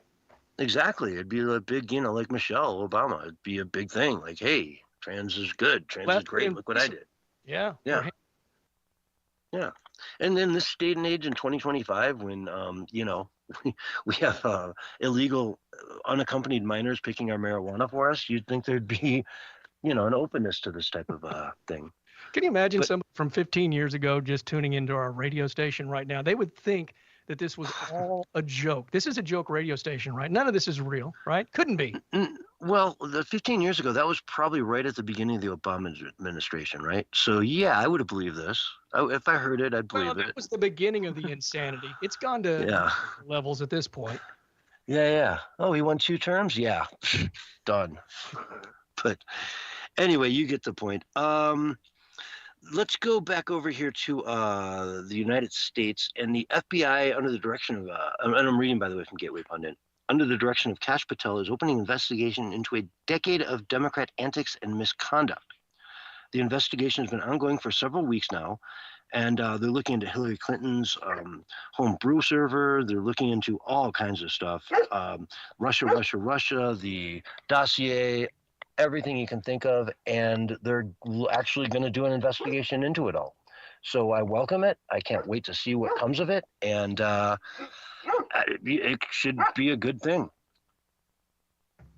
Indeed. Yes, absolutely. Mm-hmm. What's going on there? You got dogs? Yeah, I got a barking dog. Just go ahead and talk. I'm okay. I'm not going anywhere. I've just got somebody. Yeah, here. Yeah. So, anyways, this is a investigation that's going on into the, you know, everything, all the way up into the prosecutions against Trump, right? All the way up into those. They're investigating the whole line of everything that happened to Donald Trump, from, you know, the Russiagate and the election meddling in the very, you know, 2015 and 16, all the way up to what happened over the last summer with all of, you know, last year with all the different prosecutions that were put on him, you know, that were, you know, completely formulated. So they're looking into all of it. And I am so happy about that. It just, to me, this can't be something that they just look into and oh yeah, nothing there. We didn't find anything. Well, we've talked about this on the last Wednesday show.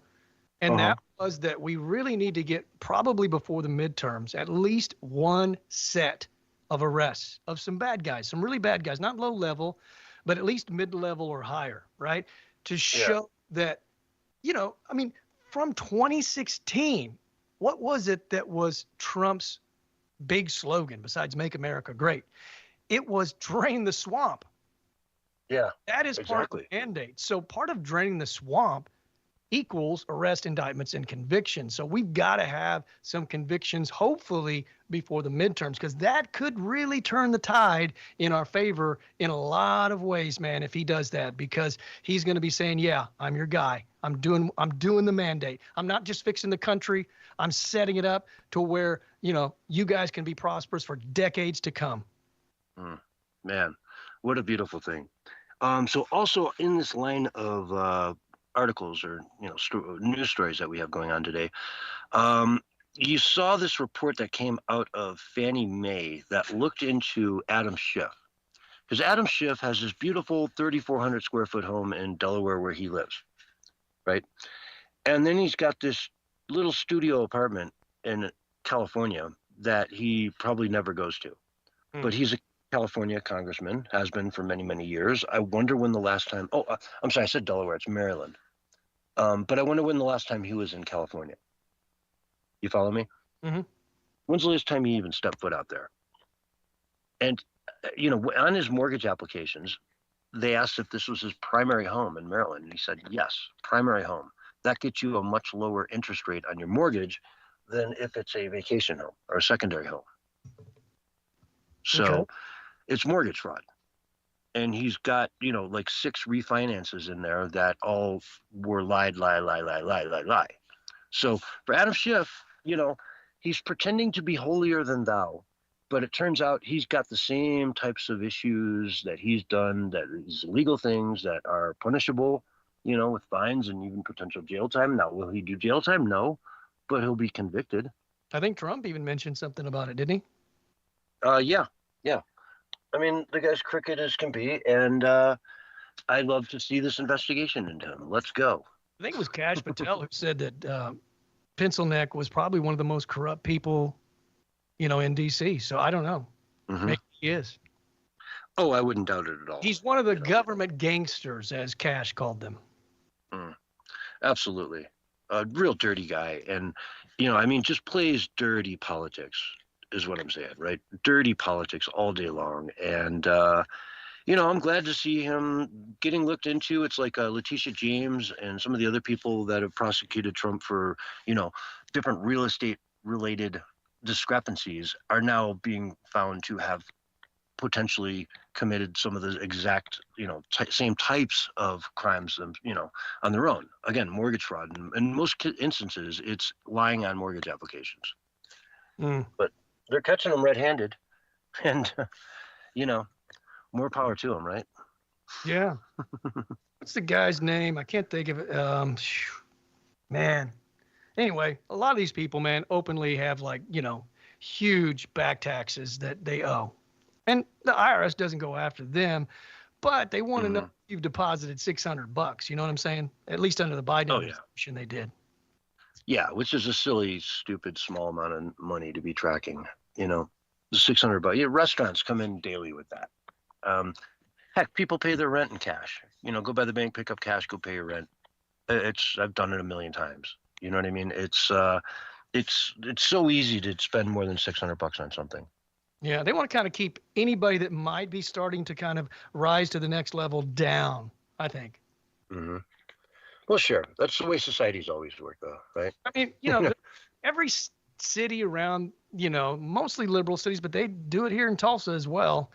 Limit you from having, like 3 garage sales the whole year, So you're a little strapped for money. You want to have, a few garage sales. Nope, not only have 3.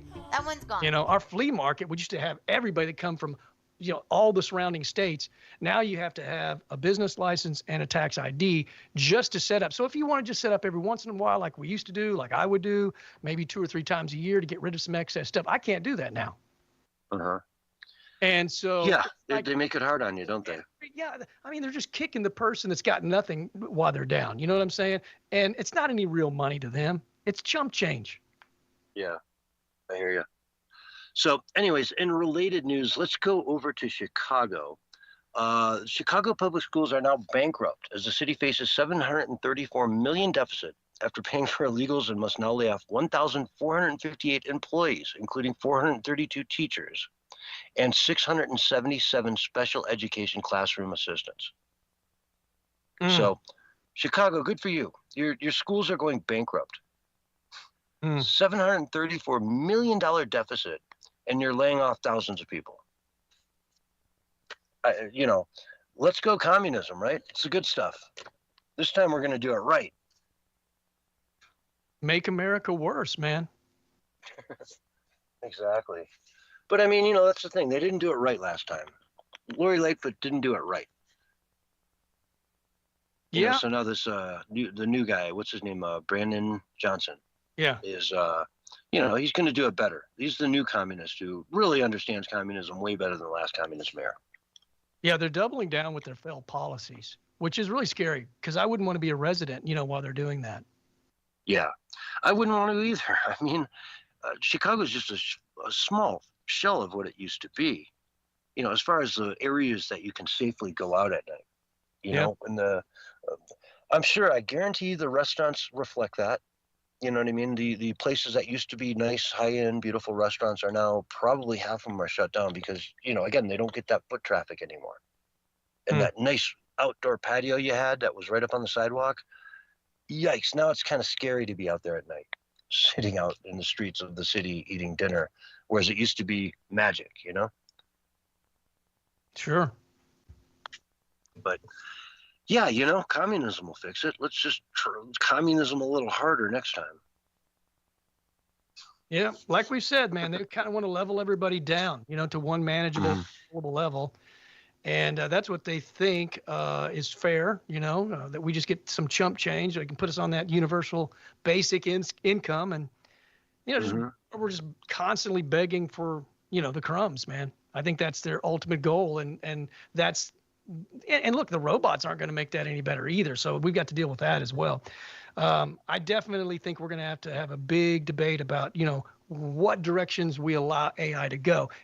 We can never let it go to where it's dehumanizing and demoralizing. You know what I'm saying? It has to help humanity, not destroy humanity. Yeah. And it feels like it's kind of doing a lot of the destroy sort of stuff, Like I'm seeing more and more posts and articles and whatnot about how extensive use of AI can really lead you to some bad places if you take it too seriously, if you take it too realistically. You know what I mean? Heck, we've seen people fall in love with AI models they built. Want to marry them. Yep. And that's not healthy. Well, we talked about that on the air, about that movie Her with Joaquin Phoenix, and how it was total propaganda and how they were basically just kind of conditioning the people to accept it and think, oh yeah, that's cool, he loves her. Who's to question it, man? Who's to question love? Even though it's not a real thing. I mean, it's like saying you're in love with a tree, or you're in love with a wall, or you're in love with a brick wall, or whatever. Yeah, exactly. But anyway, in the last final minute we have here, I'm just going to touch really quick. Andrew Cuomo has announced on Monday that he's jumping back into the NYC mayoral race to run as an independent. And so what this is going to do is muddy those waters. It's going to split up the vote. And then this Mamdani guy is going to win with like 35-40% of the vote. He'll get the most votes and be the next mayor. These guys need to team up against him. And ultimately, if you're not in second place, you endorse the guy who is. And let's push it all up until Mamdani is put down. We can't have him as a mayor in New York. So we've got a few seconds left. Barry, where can people find you? Find me on X, Bullhorn Barry. Yeah. Okay. Folks, thank you so much for listening to the Censorship Sucks Roundtable Radio Show, Wednesday night edition for the 16th of July. It's been an honor to have each and every one of you out there, as it always is. We really appreciate our audience. You guys are some of the best people in the world, but we got to cut it short here. But stay tuned for more from Drake.